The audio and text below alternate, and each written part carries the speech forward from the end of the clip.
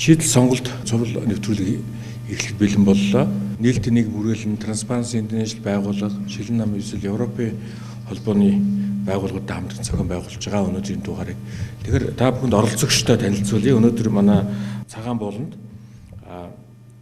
Г. Сүхбаатар, хуульч, улсын хурлын дарга ахлах зөвлөх оролцож байна. За манай хөх болонд Д. Орсоо, улсын хурлын гишүүн зөвлөх хуульч ийм зочид оролцож байна. Та бүхэнд хүрэлцээсэнд баярлалаа.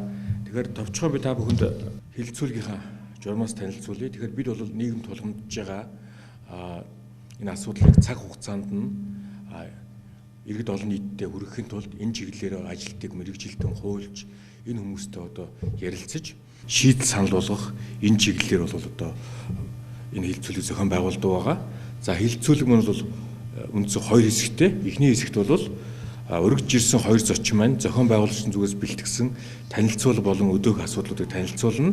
Дараагийн хэсэгт бол оролцогчид санал бодлоо хуваалцах, асуулт асуух юм боломж олгогдож байгаа. За олон хүнд боломж олгох үүднээс 1-ээс 3 минутын хугацаа бид олгож байгаа. За хэлэлцүүлэг маань сэдэв бол улс төрийн намуудын хатуу гишүүнлэлтэй байх нь зөв гэсэн ийм одоо асуултанд ор явагдаж байгаа. Хэлэлцүүлгээ эхлэе. Тэгэхээр та бүхэн мэдж байгаа улс төрийн нам гэдэг бол өөрөө ардчлалын том чухал институт. За бид ардчлалын олон институцийг мэддэг, шүүх засаглал, иргэний нэгэл, хэвлэл мэдээлэл гэх мэтлэн. Энэ дотроос бол улс төрийн нам маш өвөрмөц. Одоо ганцхан улс төрийн нам одоо шудраг ардчлалын сонгуулиар засгийн эрхийг авч эрх мэдлийг хэрэгжүүлэх юм боломжтой. Бусад институцүүд ийм боломж байхгүй. Тэгэхээр улс төрийн нам гэдэг бол өөрөө бас юм ардчлалын чухал өвөрмөц институт байгаа нэгдүгürt. Хоёрдугаар улс төрийн намгүйгээр орчин үеийн ардчлал, оршин тогтнох юм боломж өгөр үздэг. За тэгмээс та бүхэн мэдж байгаа улс төрийн намтай холбоотой олон тодорхойлт байдаг. Энэ тодорхойлтууд хамгийн олон давтагдж байгаа нэг одоо тодорхойлт бол энэ сонгуульд оролцохдоо ардчилсан шудраг зарчмаар засгийн эрхийг авах гэсэн ийм одоо тодорхойлт хамгийн их давтагдж байгаа. Тэгээ асуултанд шилжих юм цөмөр улс төрийн намын одоо үүргийг одоо бас олон улсын одоо судлаачид онлын хувьд юу гэж тайлбарладаг үзье. Тэгэхээр улс төрийн нам бол мэдээж иргэдийн үзэл бодлыг илэрхийлэх үүрэгтэй. За иргэдийн улс төрийн оролцоонд одоо оролцох гүүр болох үүрэгтэй. За 3 дугаарт улс төрийн нам бол өөрөө улс төрийн хөтөлбөрийг боловсруулж тэрийг хэрэгжүүлэх ийм үүрэгтэй. 4 дугаарт улс төрийн нам лидерүүдийг шудраг ардчилсан хариуцлагатай ийм лидерүүдийг тасралтгүй бэлдэж явах юм үүрэгтэй. Хамгийн сүүлийн одоо гол үүрэг бол улс төрийн намын өөрөө бүхэл бүтэн улс төрийн тогтолцоог легитимэт буюу одоо хууль ёсны байлгах энэ одоо чухал үүрэг гүйцэтгэдэг ийм оролтой. Ийм учраас бол улс төрийн намын одоо энэ үүрэг оройл нь өнөөдрийн манай бас хэлэлцүүлэгтэй холбогдно. Тэгэхээр бид эхний асуултаа одоо хуульч Орсоогоос асууя. Тэгэхээр улс төрийн нам хатуу гишүүнчлэлтэй байх нь зөв үү? За та бүхэнд өдрийн мэндийг дэвшүүлье. За улс төрийн нам хатуу гишүүнчлэлтэй байх нь зөв үү гэдэг асуудал ярьж байна. За нэгдүгürt бол одоо миний хувийн одоо хуульчийн судлаачийн байр суурь бол улс төрийн нам бол гишүүнчлэлтэй байх нь зөв юм а гэж үзэж байгаа. Гишүүнчлэлтэй намын давуу тал юу вэ гэдэг асуудлыг бод ярих ёстой л дээ. За гишүүнчлэлтэй нам бол нэгдүгürt бол үндэсний хэмжээнд бодлого явуулах боломжийг бүрдүүлж байгаа. Дээрээс нь одоо нийгмийн тулгамдсан асуудлаар дуу хоолойгоо илэрхийлэхэд бол гишүүнчлэлтэй нам бол хамгийн том байр суурийг илэрхийлж үг хэлдэг. Дээрээс нь бол байнгын доктортой үйл ажиллагаа явуулдаг ийм одоо давуу тал бол байгаа гишүүнчлэлтэй нам.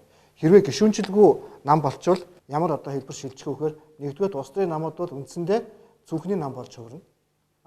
Үндсэндээ бол цөөн хэдэн санхүүжлэгчдийн одоо иргэшээл рүү улс төрийн нам бол орно. Дээрээс нь улс төрийн намын одоо бодлого шийдвэрүүд бол үндсэндээ бол цөөн хэдэн хүнийг гарт шилжинэ. Гишүүнчлэлтэй намын бас нэг давуу тал бол тухайн улс төрийн нам маань өөрөө одоо эрх барих дээд байгууллагатай өөрийн гишүүнчлэлтэй. Тэр гишүүнт гэдэг бол нэг талдаа бол улс төрийн намдаа намынхаа удирдлага бодлого үйл ажиллагаанд хяналт тавих чиг үүргийг биелүүлж идэг. Хэрвээ гишүүнчлэлгүй болчих юм бол тухайн намын бодлого үйл ажиллагаанд хяналт тавьдаг хамгийн том одоо чиг үүрэг бол байхгүй болно гэсэн. Тэгэхээр энэ утгаараа бол гишүүнчлэлтэй нам бол одоо Монголын нөхцөлд бол нэлээд одоо тохирсон тодорхой хэмжээнд одоо бодит байдал дээр улжаамасаар ургаад хөгжиж явж байгаа. Мэдээж сул тал бол байгаа. Ямар сул талууд байгаа вэхээр бүгдээрээ мэднэ тийм ээ. Гишүүнчлэлээр дамжиж одоо бэлөө хүртдэг гэдэг ийм тогтолцоо гарсан байгаа. Намаар ялгарлан гадуурхдаг гэдэг ийм одоо сөрөг талууд маш их байгаа. Тэгэхээр энэ сөрөг талыг яаж бууруулах вэ гэдэг асуудал чухал болохоос биш гишүүнчлэлгүй болгочих юм бол бага олон цүнхний намтай болно. Цүнхний намыг бид нар үндэсний хэмжээнд бодлого боловсруулж байна гэж ярихад маш хүндрэлтэй болно. Хэрвээ бид гишүүнчлэггүй болгоё, гишүүнчлэггүй намтай байя гэдэг асуудлыг ярих шаардлагатай боллоо гэхэд бид үндсэн хуулиудаа өөрчлөх шаардлагатай болно.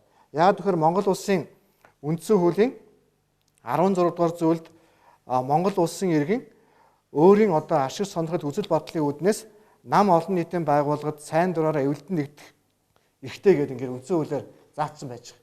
Тэгэхээр хэрвээ гишүүнчлэггүй нам ярих гэж байгаа бол бид бол үндсэн хууль заасан байгаа Монгол улсын иргэн өөрийн үзэл бодлороо эвлэлдэн нэгдэх эрхтэй гэдэг үндсэн хуулийн заалт руу одоо орох шаардлагатай болно. Тэгэхээр үндсэн хуулинд заасан байж байгаа хүний үндсэн эрхийг ингэж дордуулах шаардлага байгаа юу үгүй юу гэдэг асуудал бол энэ дээр бас анхаарал татна л да.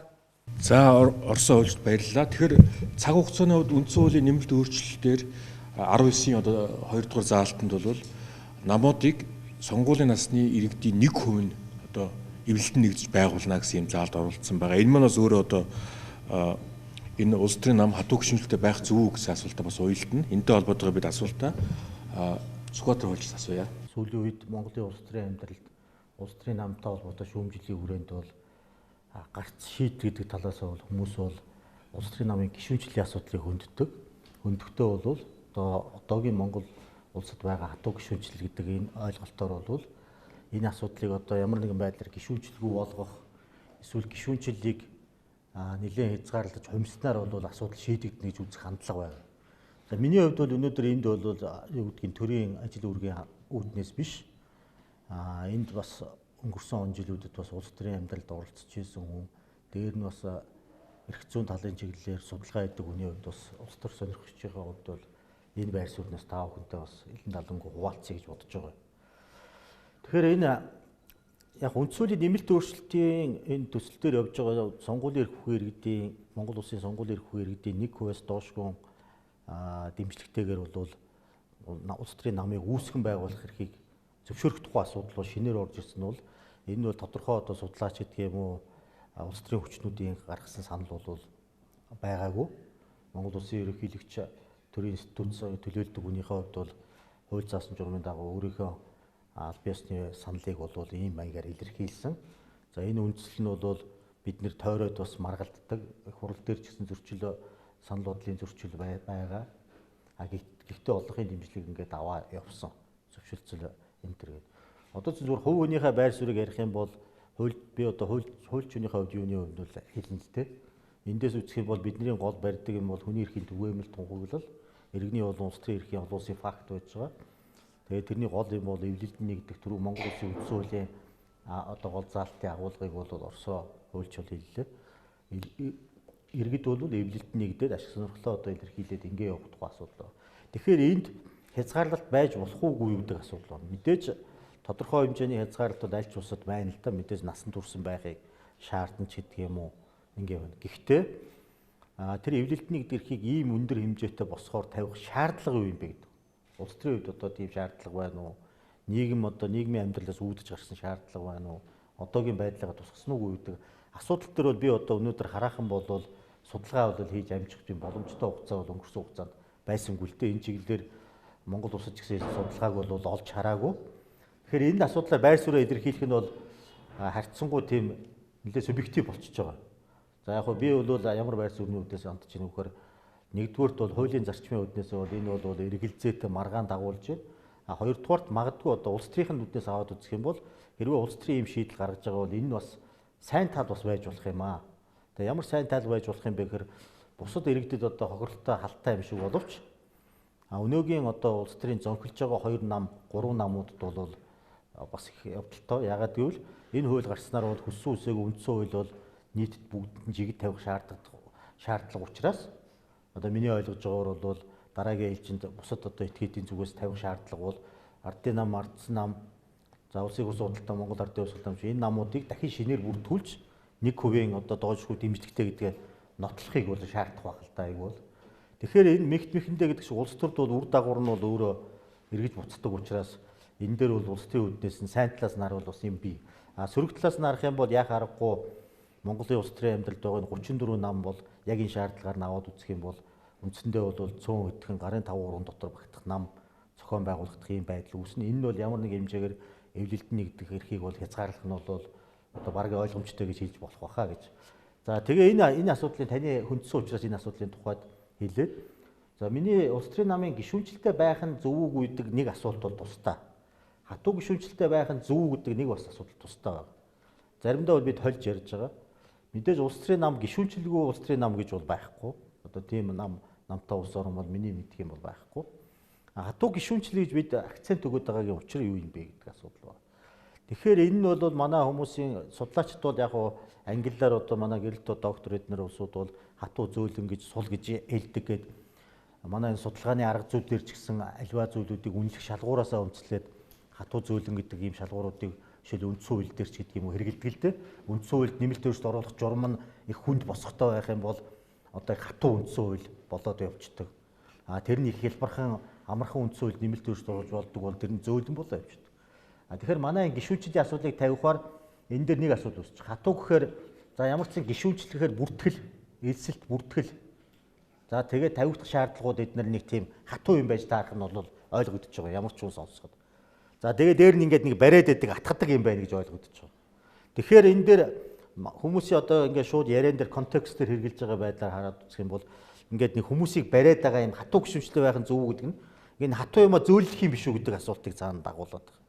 Тэгэхээр ингээд юм одоо энэ хоёр нам ингээд л одоо шууд утгаараа бол нууц биш шүү дээ. Хоёр нам бол ингээд Монголын нийгмийн тодорхой давхаргыг ингээд атгачжээ. Тэгээ энийг л одоо зөв юм уу да энэ ч одоо яагаад ингээд атгачаад байна вэ? Энэ дотор байгаа улсууд сонгуульд нам нь ялагдлаа. Намын гишүүд нь бүр нэмэгдээд идэх дараа. Одоо өөр оронд бол нам сонгуульд ялагдлаа тэр үед намын гишүүд нэг хэсэгтээ нэмэгддэггүй бүр буураад идэг. Буураад идэг. Хэдэн зуун мянгаар буурсан ч намууд байдаг. Хэдэн 10 мянгаар. Гэтэл манай зүгээр ингээд нэмэгдээд идэг. Тэгээд тэрний юу юм гэхээр өөрийнх нь нийгэм улсын тогтолцоотой холбоотой юм. За ингээд ямар ч гэсэн энэ дээр нэг ингээд би зүгээр хэлүүлэх олон юм байгаа. Тэгэхээр энэ дээр миний яг хувийн байр суурь бол уучлаарай гэж би бодож байгаа. Яагаад гэвэл энэ намын бас ардын намд, хувьсгалт намд гэдэг би удирдах албанд ажиллаж байсан үний хувьд бол энэ гишүүнчлэлд бол асуудал биш байгаа юм байна л гэж боддог. Яагаад гэхээр угаасаа ардын нам, ардсан нам хоёрын авч байгаа сонгогчдын дэмжлэгийг ерөнхийд нь товчоор хэлэх юм бол сонгууль болгонд өөрсдийн гишүүдийн тооноос хэд дахин давсан дэмжлэг авдаг. За энийг бид нар дэмжлэг гэдгийг зарим улс орнуудын тэр зөөлөнчүүд янз бүрийн хувьбараар тэр намыг дэмжиж байгаа дэмжлэгээр нь одоо тэр намын ерөнхий бүрэлдэхүүнийг аваад үзнэ гэх юм бол одоогийн байж байгаа тэр зонхлогч хоёр нам бол тэр шаардлагад угаасаа хангаад явждаг. Тэр гишүүнчлэлийг одоо ярьсан яриаггүй сонгууль болгонд өөрийнхөө дэмжигчдээс хамаагүй өндөр гишүүдээс хамаагүй өндөр санал авдаг нь бол олон жилээр ингээд тогтцсон ийм зүйл байна. Угаас нам дотор бол 3 хувааж байгаа шүү дээ. Нэг нь бол симпаттай буюу тэр тааламжтай ханддаг хэсэг тэр тухайн нам. Нөгөөх нь бол дэмжигчд. Одоо дэмжигчдийн яг идэвхтэн гишүүд. За нөгөөх нь бол яг одоо тэр сурталхууд пропаганд хийдэг тийм хүмүүс гэж ингэж хуваадаг.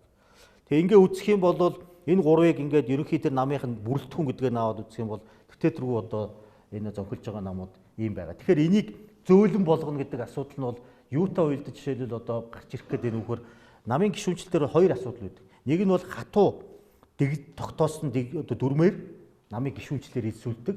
Нөгөөх нь болохоор хатуу тогтоохгүй гишүүнчлэлээр бол илсүүлдэг. За тэр хатуу тогтоосон намын гишүүнчлэлийг тогтооцсон байгууллагууд нь бол ямар улс төрийн институц нь ямар байна вэ гэхээр дэлхийд дахинд бол ерөөсөл барууны зөвний нам гэдэг нэг ойлголт байна. Нөгөөх нь бол кадрын нам буюу боловсон хүчний нам, нөгөөх нь өргөн олонний нам гэсэн ийм хоёр хэсэгтэр суурилж байгаа. Тэгээ энэ нь болохоор түүхийг харахаар 19-р зууны ихэнх үед бол сонгуулийн эрхтэй холбогдож байгаа. Сонгуульд олон цензур байсан нөгөө татвар төлдөг эргээд эмэгтэйчүүд ирэхгүй байх. Ийм тохиолдолд бол кадрын нам зонхилдог. Тэнд бол хатуу гишүүнч шаарддаггүй. Одоо мундаг мөнгөтэй төгрөгтэй язгууртан гайгүй тийм улсууд байдаг ус учраас кадрын нам бас. Дараа нь сонгуулийн эрхийн тэмцэл бий болоод социалист нам одоо баримжаатай энэ үйлдвэрчний хөвлөд нар гарч ирээд ирэнгүүт сонгуулийн цензур одоо устгагдаад ирэхээр бүх нийт ирэх болоод ирэхээр гишүүнчлэлээ тэлэх нь улс төрийн санхүүгийн хувьд бол чухал болж ирсэн. Тэгэхээр энэ утгаараа бол энэ бол зүүнний намуудын ийм асуудал бол гарч ирээд тэгээ энэ зүүнний намууд бол энийг илсүүлэхдээ маш хатуу дүрм журмуудыг өөрсдөө тогтоожсэн. Ингээд заавал бичгээр гишүүнчлэлийг бичих ёстой. Кадрын нам шиг зүгээр ингээд тухай үед дэмжиж явдаг ш. Тэгэхээр тэрийг бүртгэж аваад хүн батлан даагач гэдэг юм уу сүртэй хурал хуу хийгээд хүлээж авч яваад гэхэд тэнд нэг тийм бичгээр авахар тийм юр бусын сэтгэлзүүд нь нөлөөлдөг юм байна л. Тэр хүн тэрэнд ирхшээгдэж байгаа гэдгээ мэдэрдэг. Тэнд нэг тийм эмоцлдог юм байна л. Тэр үүднээсээ ингээ оруулдаг. Тэгээ ийм байдалтай ингээд явж ирсэн учраас тэгээ энэ дээр судлаачид эдний зүгээр би өнгөрсөн он жилүүд ажилласан юм дээр харахад хатуу гишүүнчлээс илүү Монголд харин асуулт нь яагаад зориуд энэ асуултыг би бас дэмжсэн бэ гэхээр асуулт нь бол Монголд улс төрийн нам хатуу зохион байгуулалт бүтцтэй байх нь зөв үү гэдэг л асуудал ерөнхийдөө тавих хэрэгтэй юм бэл. А тэгвэл энэний цаана дахиад одоо манай Оросоо хуульчийн одоо хэлж байгаа байр суурь бид нар харах юм бол ер нь Оросоо хуульчийн одоо харьяалагдж байгаа намын юм харах юм бол барууны одоо нам. А би бол одоо зүүнний социал демократ намын чиглэлтэй юм хүн. Энүүгээр нь харах юм бол барууны намууд бол кадрын нам. А өөрөөр хэлбэл тэр одоо хатуу гишүүнчлэлтэй байх эсрэг байдаг нам. Угаасаа үүх түүхэнтэй гэж нөхцөлсөн. А зүүнний одоо миний дэмжиж байгаа намын тэр суур платформ дээр явж байгаа юм бол хатуу гишүүнчлэл хатуу тэр гишүүнчлэл гэдэг юм уу тэр өргөн төмний нам, олон төмний намыг дэмждэг. Тэгээд тэхийн тулд бол нөгөө сонгогчдын дэмжлэгийг аваад аль болохоор ууг нь Монголд эсрэгээр болчиход байна. Тэр нь бол санхүүгийн дэмжлэг олон гишүүнтэй болж байгаа санаа нь ууг нь хандив татвар илүү авч бусдаас хамааралгүй байх гэдэг байгаа байхгүй юу? А гэтэл манай дээр тоон дээр нэг хэдэн хүн тавьчаад татвар хураамж авахаас илүүтэй хэдэн одоо цөөн тооны хүмүүс хандивлагчдаас ил далд ингээд одоо зарим нь хэлж ийн картел мартел ил далд бизнесийнхэнтэй хэлхээ холбоо сүлбэлдсэн гэдгээрээ бол бүх намууд ижилхэн болоод гишүүдээс хамааралгүй юм санхүүгийн хувьд хамааралгүй зүгээр улс төрийн юм шийдэлтэй. Тэгээ би төгсгөөд дараагийн одоо хэлэх боломж нь олох үүднээс хэлэхэд эргээ яхад улс төрийн нам хатуу гишүүнчлэлтэй байх нь зөв гэдэг нь асуулт нь бол яг асуудлын шийдэл юм уу тайлбар бол биш юм аа. Энэ дээр нийгмийн одоо баруун зүүнний нам буюу кадрын нам тэр олон төмний нам хоёрын гол одоо ялгаа бол энэ хэмжээ дамжаа гишүүд нь их багтаа биш. Жишээлбэл Англи, Британд бол Лейбор нам бол 430-аад мянга гэж сүүлийн үеийн тооцоо байхад нөгөө консерватив нам 180 мянга. Тэглээгээд консерватив дамгаалж байгаа шүү дээ жишээ нь илүү байж байгаа. Тэгэхээр энэ дээр гол ялгаа юун дээр гарч ирж байгаа нөхөр намын бүтцэд хамаарч байгаа. Намын зохион байгуулалт. Монголын онцлогт яг монголоо ярих юм бол өнөөдөр Монголд нэг 1620 орчим баг байгаа юм.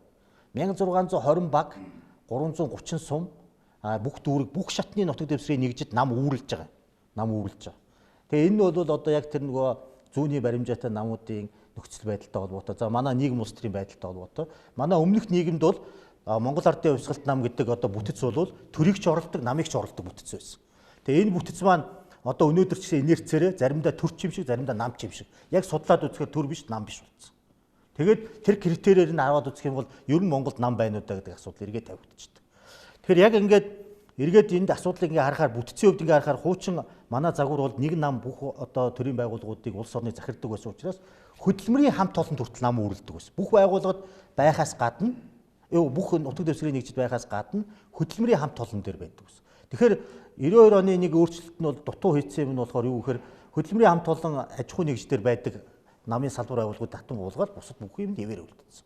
Тэгээ намын хатуу зохион байгуулалт бүтэц гэдэг юм чинь өөрөө бий болчоор нөгөө би хэлэх дуртай болчиход байгаа зүйл тэр нь юу гэхээр нөгөө сүм байвал лам олдно. Лам сүм хоёр байх юм бол одоо итгэгч нөгөө дагагч олдно гэж. Тэр шиг энэ нөгөө намын салбар байгууллагууд бүх шатны нэгжид байхаар нэг дэмжигчтэй цуглуулах хэрэгтэй болдог. Тэнд ажилладаг нэг гишүүн идэвхтнүүдтэй байх хэрэгтэй болдог.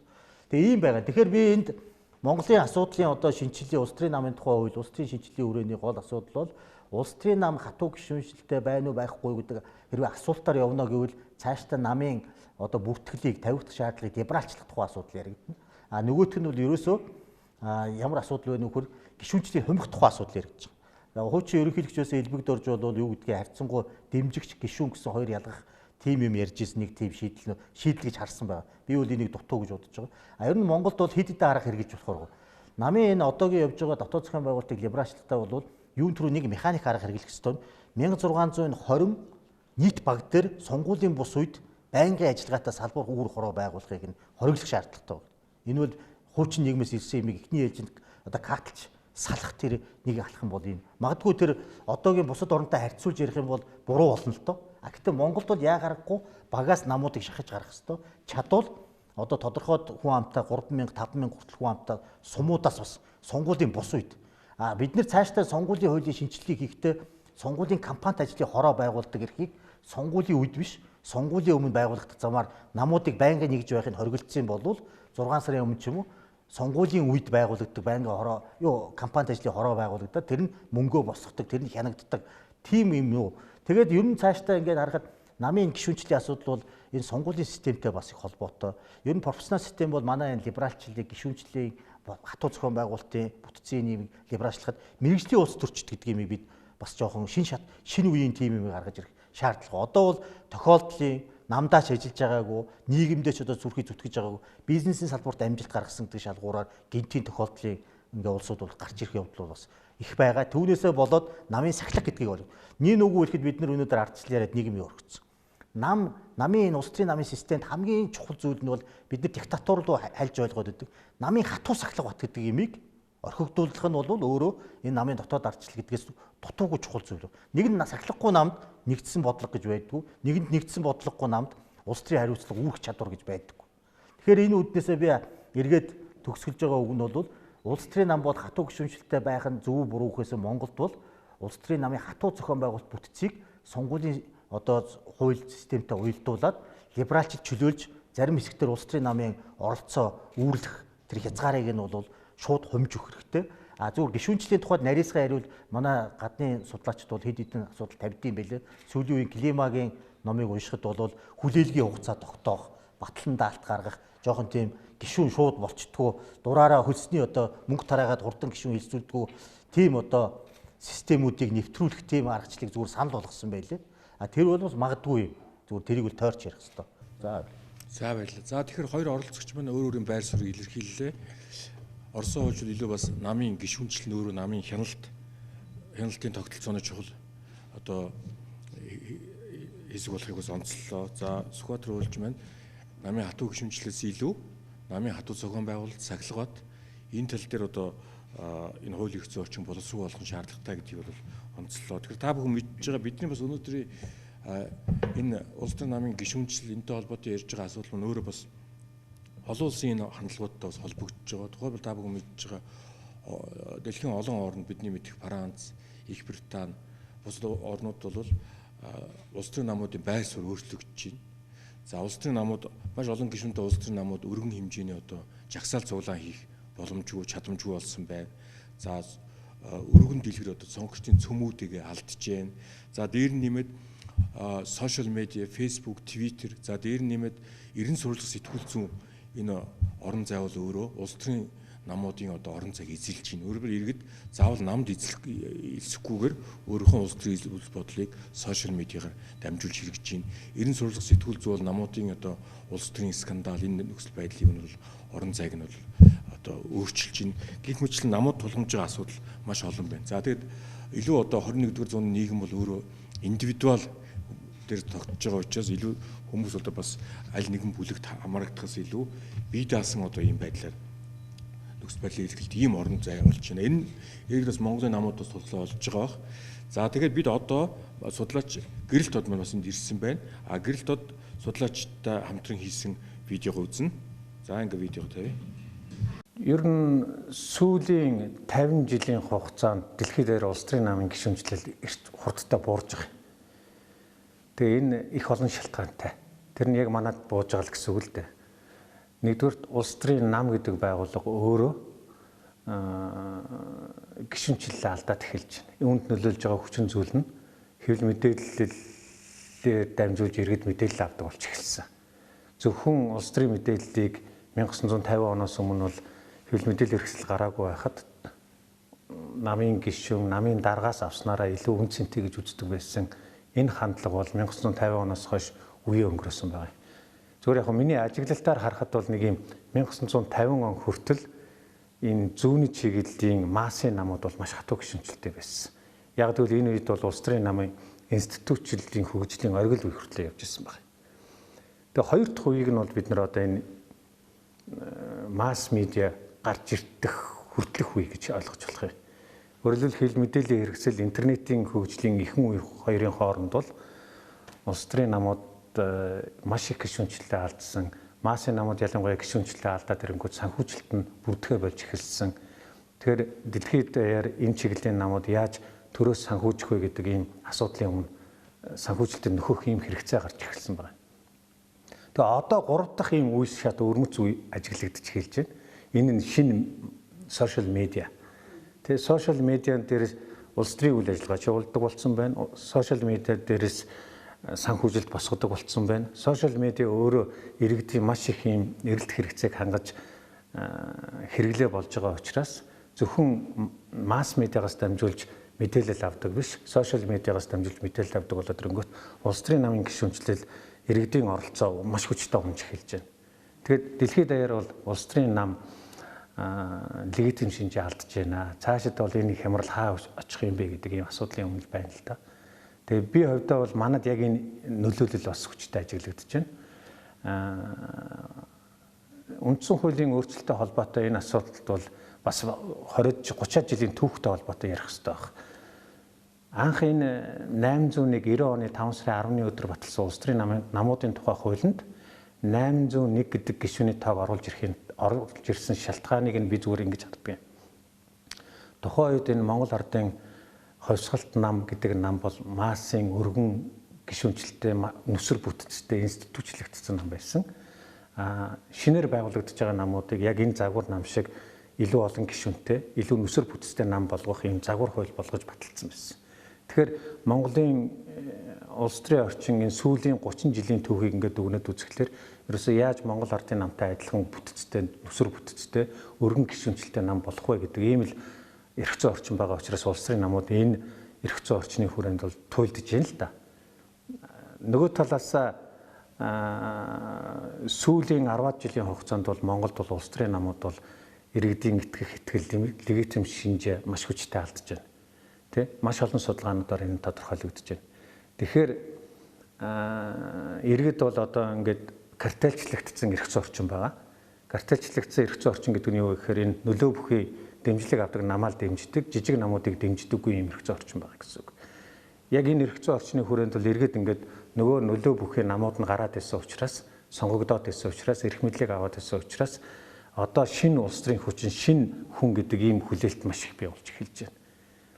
Тэгэхээр одоо үндсэн хуульд оруулж байгаа энэ сонгогчдын 1%-аас доошгүй иргэд эвлэлтэнд нэгдэж нам байгуулж болно гэсэн ийм шаардлага орж байгаа нь бол өөрөө одоо байгаа 35 улс төрийн намын бараг 30-аад улс төрийн намыг нь бол хуулийн зохицуулалтаар бол нэг бол та нар нэгд, чадахгүй бол тар гэдэг ийм л зохицуулалт оруулж байна гэсэн үг.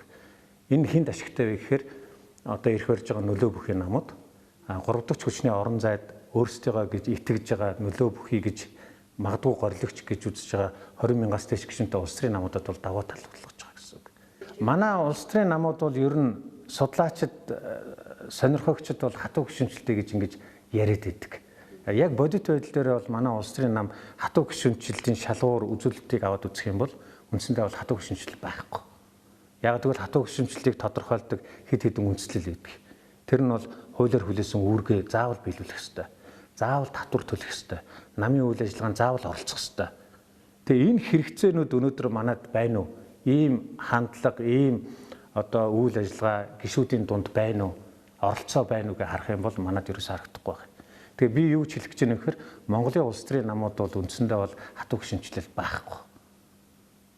Зүгээр хатуу гишүүнчлэлтэй болгоод байгаа энэ хэм маяг нь бол тэр нөгөө өргөн хүрээний бүтэц. Тэгээ хуучнаа сангалцах юм уу? Нялхсан өвчин манад маш хүчтэй. Нялхсан өвчин гэдэг нь юу гэхээр хэрвээ би намд илжсэн бол өөрийгөө ямар нэгэн байдлаар энэ намын өмч гэж ойлгодог юм нийгэм сэтгэл зүй. Тэ? Өөрөөр хэлбэл би энэ намаас гарч болно гэдгээ иргэд мартчихдаг. Нам бурууч байсан, зөвч байсан, иргэд энэ нам бол үнэн, туйлын үнэн, энэ намыг дэмжих ёстой гэсэн ийм хандлага ажиглагддаг. Тэгэхээр энэ нөгөө хит их өргөн хүрээний массын хуучинсаг хэм маяг нь бол юунд хадгалагдаад тэгэхээр намын үйл ажиллагаа менежментэд хадгалагдаад байгаа. Монголын улс төрийн намуудад хамгийн их ажиглагдж байгаа зүйл нь бол үйл ажиллагаа менежментээ бол өөрчлөхгүй болохгүй болчихсон. Одоо тэр судлаач Фернандогийн хэлсэн нэг дүгнэлт бол энэ хуучны тогтцсон байгаа улс төрийн намууд шинэ хэм маягийн сошиал медиаг ашиглаж ажиллаж чадахгүй байна. Инээсээ болж сонгогчдоо бас ахаад алдаж байна гэсэн юм дүгнэлт хийсэн. Тэгэхээр манад бол яг ийм нөхцөл байдал бас байна.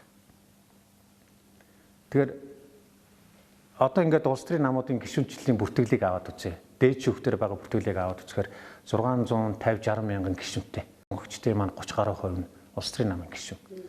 Нийлээд. Тэ? Гэтэл дэлхийн улс орнуудын энэ чиглэлийн судалгааг судалдаг судлаачдын мэдээллийг аваад үзэхлээр хамгийн дээд нь Австрали нийт сонгогчдын нь 17.5% намын гишүүн. Дэлхийн дундаж 3-4% таа байна. Зарим улс орнууд бол 1%-с доош орцсон. Тэгэхэд манад ийм их өргөн хоосон гишүүнчлэл яваад байдаг. Яг үнэндээ бол одоо дэлхийн судлаачдын дүгнэлтээр бол улс төрийн намын гишүүнчлэл 25-аас 30 жилийн циклдээр бүрэн солигддог гэж үздэг. Манайх бол 20 жилийн өмнө 30 жилийн өмнө бүртгүүлсэн бүртгэлийн тоо одоо болтол хадгалагдаад байна. Тэгэхээр төрийн байгууллага энэ чиглэлийн мэдээллийг авдаг, шинчилдэг ийм бас шаардлага улс төрийн намуудын өмнө тулгах хэрэгтэй болчиход байна. Тэ? Одоо байгаа Монгол Ардын нам өөрсдөө дээд шүүхтээ өөрсдөө бол 200 гаруй мянган гишүүнтэй гэж хэлдэг. Дээд шүүхийн бүртгэлтэй тоон дээр бол 161,300 гишүүнтэй. Ардчилсан нам 150 мянган гишүүнтэй, Эх орон нам 150 мянган гишүүнтэй. Хамгийн өндөр гишүүнтэй 3 намын бүртгэлийн тоо нь. Гэхдээ энэ бол 20 жилийн өмнөх бүртгэлийн тоо. Тэ? Гэтэл энэ намаас гишүүнчлэлээс татгалцсан, өөр сонголт хийдэг болсон, одоо нас орсон тэрэг маш олон шалтгаанаар энэ гишүүнчлэлийн тоо өөрчлөгдөж идэг. Тэгэхээр энэ мэдээлэл ерөөсөө ил байдаг. Гэрэлт докторийн ярьсантай холбогдуулаад асуулт хариултын цагаар асууж болно. За тэгэхээр хилцүүлгийн дүрмийн дагуу би одоо Оросын хуульчид асуулт асууна. Тэгэхээр хилцүүлгийн дүрмийн дагуу Оросын хуульч Сүхбаатар хуульч ярьсан зүйлүүдийг илүү няцаалт хийх, юун дээр бас санал нэгтэйгээ бас хэлж болно. Дээр нь нэмээд бас сая ярьсантай холбогдуулаад бас нэг нэмэлт зүйлийг оруулахад ардчилсан нам бол гишүүдэд бүртгэгдсэн, цахимжуулсан ийм орлогыг бас анхны удаа хийсэн нам байгаа. Энэ дээр одоо ямар дэвшлүүд гарч ирсэн, ямар бэрхшээл байсан, энэ манай өнөөдөр ярьж байгаа асуудлуудтай яаж холбогдож байна? Энэ нэг өөрөө чи ярьж байгаа одоо асуудал дэмжлэг болж гин үү, эсвэл одоо бас няцаалт болж гин үү гэдэг талаас нь бас хэлж өгнө.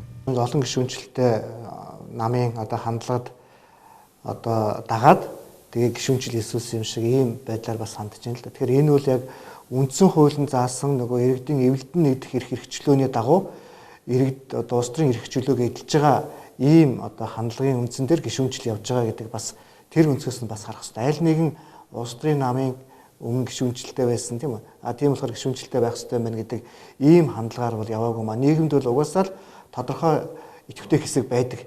Тэр идэвхтэй хэсгийн хөдөлгөөн л энэ гишүүнчлэл гэдэг энэ ойлголтыг бол бий болгож байгаа. Тэгэхээр аль нэгэн намыг бол бас дуураас нь тийм хандлага гэдэг талаас нь бас дүгнэхэд бас араа ирт юмаа гэж бодож байна. За ер нь бол гэхдээ бид бол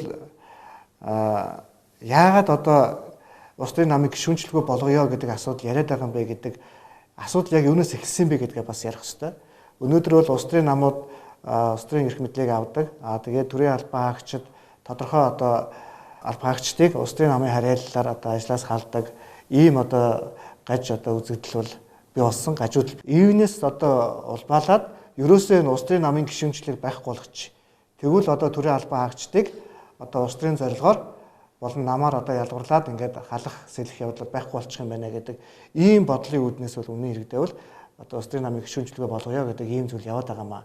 Тэгээ бидний одоо шийдэх ёстой зүйл бол улс төрийн одоо сонгуулийн үр дүнд төрийн албан хаагчдыг одоо үнэлэхгүй халдаг энэ явдалтай тэмцэх ёстой болохоос биш улс төрийн намыг гишүүнчлэхгүй болгохын төлөө бол энэ бол арга зам нь биш юмаа гэж харж байгаа.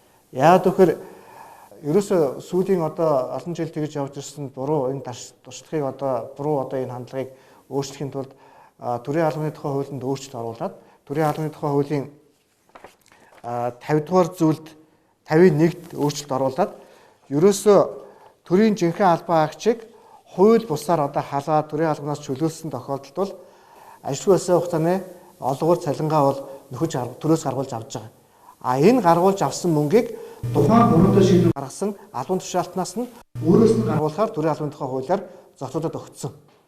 Энэ хуулийн зохицуулт бол одоо хэрэгжиж явж байгаа. Төрийн албаны зөвлөл дээрэс нь одоо прокурорын байгууллага хууль бус шийдвэр гаргаад төрийн албан хаагчийг халаад тэгээд тэр хохирол төлбөрийг нь төрөөс төлсөн тохиолдолд нөгөө одоо албан тушаалтан одоо төрийн албаа хашхаа болсон ч гэсэн тухайн албан тушаалтнаас өөрөөс нь гаргуулахаар ийм хуулийн зохицуултыг хэрэгжүүлэн ажиллаж байгаа. Энэ хуулийн зохицуулт практик дээр яг бодиттой хэрэгжиж явах юм бол цаашдаа төрийн албан хаагчдыг яг үнэлэхгүй халдаг явдал зогсох ёстой. Одоо ч бараг бол дур зоргоороо халдаг явдлаас эмээдэг болсон. эмээдэг болсон. Энэ бол нөгөө талаараа бол үндсэн хууль заасан хүний хөдөлмөрлөх үндсэн эрхийг зөрчиж байгаа байхгүй юу? Хөдөлмөрлөх үндсэн эрхийг зөрчиж байгаа. Үндсэн хуулиар одоо Монгол улсын иргэн бол одоо хөдөлмөрийн одоо аятаа таатаа нөхцөл хангуулах, ажил хөдөлмөр эрхлэх, ажил мөрөглөө чөлөөтэй одоо сонгох гэд үндсэн хуулинд хүн одоо хөдөлмөрлөх эрхтэй гэж заасан байж байгаа. Тэгэхээр хүнийг одоо үндэслэгүйгээр ажлаас сална гэдэг бол үндсэн хуулийн заасан хүний эрхийг зөрчиж байгаа асуудал. Тэгэхээр цаашдаа яах ёстой вэ гэхээр за яг ажилгүй байсан хугацааны цалингийн төр төлөөд дараа нь төрийн албаны зөвлөл тухайн албан тушаалтанд хувьяас нь гаргуулчихдаг юм байна. Ер нь бол цаашдаа бид энэ үндэслэгүйгээр одоо хүнийг ажлаас салдаг явдалтай тэмцэхийн тулд үндсэн хуулиар одоо олгогдсон хүний хөдөлмөр хэрэгэд халдсан төрийн одоо албан тушаалтнуудад хохирол төлбөрөөр төлөөгүй хүнийг үнэхээр үндэслэгүйгээр ажлаас халсан ийм үндэслэн шүүхийн шийдвэр тогтоодоод тэгээд нөгөө шүүхийн одоо хэмжээгээр тогтооцсон төлбөрийг төлөөгүй тохиолдолд энэ бараг одоо эрүүгийн гэмт хэрэгт оруулж болохоор ийм залт байхгүй. Тэгэхгүй л одоо ингээд тайршрал яваад байгаа байхгүй. Төлбөр төлчлөө болоо.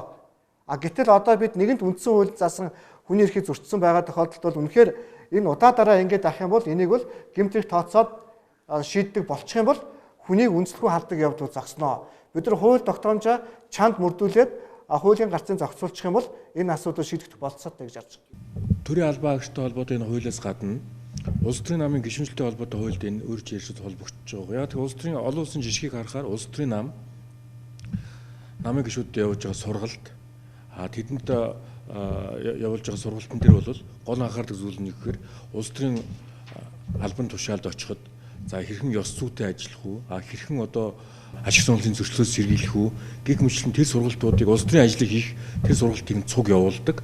Дээр нь нам өөрөө дотоод сургалтынхаа хүрээнд улс төрийн албанд томилж байгаа тэр хүмүүсийг хамгийн лидер, хамгийн одоо тэргүүний хүмүүсээ томилдог тэр үрийг бас нам хүлээхийг дэд хуульчилсан ийм тогтолцоонууд байгаад байгаа. Миний бодлоо бол энэ тогтолцоо энэ хоёр зохицуулалт нь аль аль нь цуг явж иж өөрийн чинь яриад байгаа тэр асуудал бол бас одоо яг болов уу гэж бодож байна. Шийдэгдэх болов уу гэж. Ер нь бол яг зөвхөн нам бол мэдээж одоо нийгмийн үзэл бодлыг нэгтгэхэд улс төрийн бодлого болгож байгаа шүү дээ. Улс төрийн бодлогоо боловсруулад сонгуульд ороод тэгээ бодлогоо хөгжүүлэхдээ тохиолдол нөгөө бодлого боловсруулсан баг бодлогоо хөгжүүлэх хэрэгтэй. Энийг бид нар хүлээн зөвшөөрөх хэрэгтэй. Хүлээн зөвшөөрөх хэрэгтэй. Гэхдээ тэр бол улс төрийн албаны хүрээнд салхих хэрэгтэй байхгүй. Сонгуулиар улс төрийн алба солигдох хэрэгтэй болохоос одоо манайх төрийн жинхэнэ алба солигдоод байгаа байхгүй. Тэгэхээр төрийн жинхэнэ алба, тусгай алба, за тэгээд төрийн үйлчлэгээний алба солигддгүй байх тэр хуулийн гатууд чанд зохицуултыг хийгээд өгчих юм бол дээрэс нь одоо манай дээр л улс төрийн албаны хүрээ маш хязгаарлагдмал байгаад байгаа юм. Үнэхээр одоо сонгуулиар гарч ирсэн одоо улс төрийн бодлого хөгжүүлэх байгаа баг бодлого хөгжүүлэх байгаа бол яг аль хүртэл улс төрийн алба бодлого хөгжүүлэх болцоотой гэдэг хүрээг нь маш ойлгомжтой тодорхой болгож өгөх хэрэгтэй. Тэгэхгүй ингээд улс төрийн бодлого хэрэгжүүлэх гэдэг нөгөө олон төрийн одоо тодорхой бодлого боловсруулж хэрэгжүүлдэг албан тушаалтнууд нь яг ингээд бодлого хэрэгжүүлэхэд зөрчилдөж гэдэг юм уу тийм үү? Ийм байдлууд бас үүсдэг учраас бид нар бол аль аль асуудлыг маш оновчтой зохицуулчих юм бол энэ асуудлыг шийдэх бүрэн болцоотой гэж бодож байгаа. За дээрэс нь одоо юу гэдгийг ер нь бол улс төрийн нам гэдэг бол нэг талаасаа бол улс төрийн боловсон хүчнээ бэлтгэдэг ийм одоо байгууллага шүү дээ. Улс төрийн боловсон хүчнийг бэлтгэж байгаа асуудал дээр бол мэдээж тэнд бол одоо нийгэм олон нийтэд ажиллах дээрэс нь одоо юу гэдгийг улс төрийн намын гол идэвхтэй хэсэг нь өөрөө гишүүд байдаг учраас гишүүнчлийн асуудал дээр бол гишүүдэд сургах улс төрийн одоо бодлого үйл ажиллагааг нэвтрүүлэх гэдэг тэр нийгэм соёлын одоо тэр хандлагуудыг бол улс төрийн нам бол хэрэгжүүлээ явж байгаа. Ер нь бол одоо юу гэж харж байгаа улс төрийн нам гэдэг бол сонгуул гарлаа, мөрийн хөтөлбөрөөр төшөөрлөө, олон нийтийн дэмжлэг авлаа. Улс төрийн нам одоо бодлого мөрийн хөтөлбөрөөр засгийн газрын үйл ажиллагааны хөтөлбөр зорилт болгож босруулж батлуулаад тэгээ улс төрийн нам буцаад гудамжиндаа гаргах хэрэгтэй. Гудамжиндаа гаргах хэрэгтэй. Төрлөө орох хэрэгтэй байхгүй юу? Зохицуултаараа бол. Гэвтэл одоо эрх баригч нам улс төрийн нам яаж ийнө вэхээр сонгуульд яллаа тэгээ буцаад төрлөөгөө орчод байгаа байхгүй. Өнөөдөр одоо парламент дээр жишээ нь юу гэдгийг одоо улсын их хурл дахь одоо олон нийтийн баг бүлэг байлаа гэж бодоход сонгогдсон төлөөлөгч нар улс төрийн шийдвэр гаргаж чаддаггүй. Их хурл сонгогдсон төлөөлөгч нар. Яагаад гэвэл улс төрийнхаа намын улс төрийн өдөрт зөвлөлийн шийдвэрийг хараа суугаад идэг.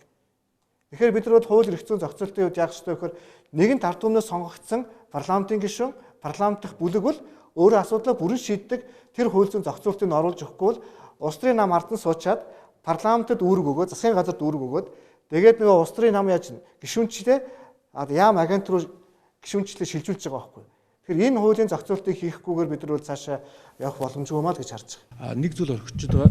Танай намын хувьд болохоор цахим бүртгэлийг нэвтрүүлээд энэ гишүүнчлийг нэлээд одоо цахимжуулж бүртгэсэн нам. Энэ дээр бол ямар асуудал гарч ирсэн бэ? Энэ өөрөө чи ярьж байгаа зүйлтэйгээр бол холбогдож. Тэгээ өөрөөр хэлбэл одоо ардсан намын хувьд бол гишүүнчлэлээ захимаар бүртгэж байгаа.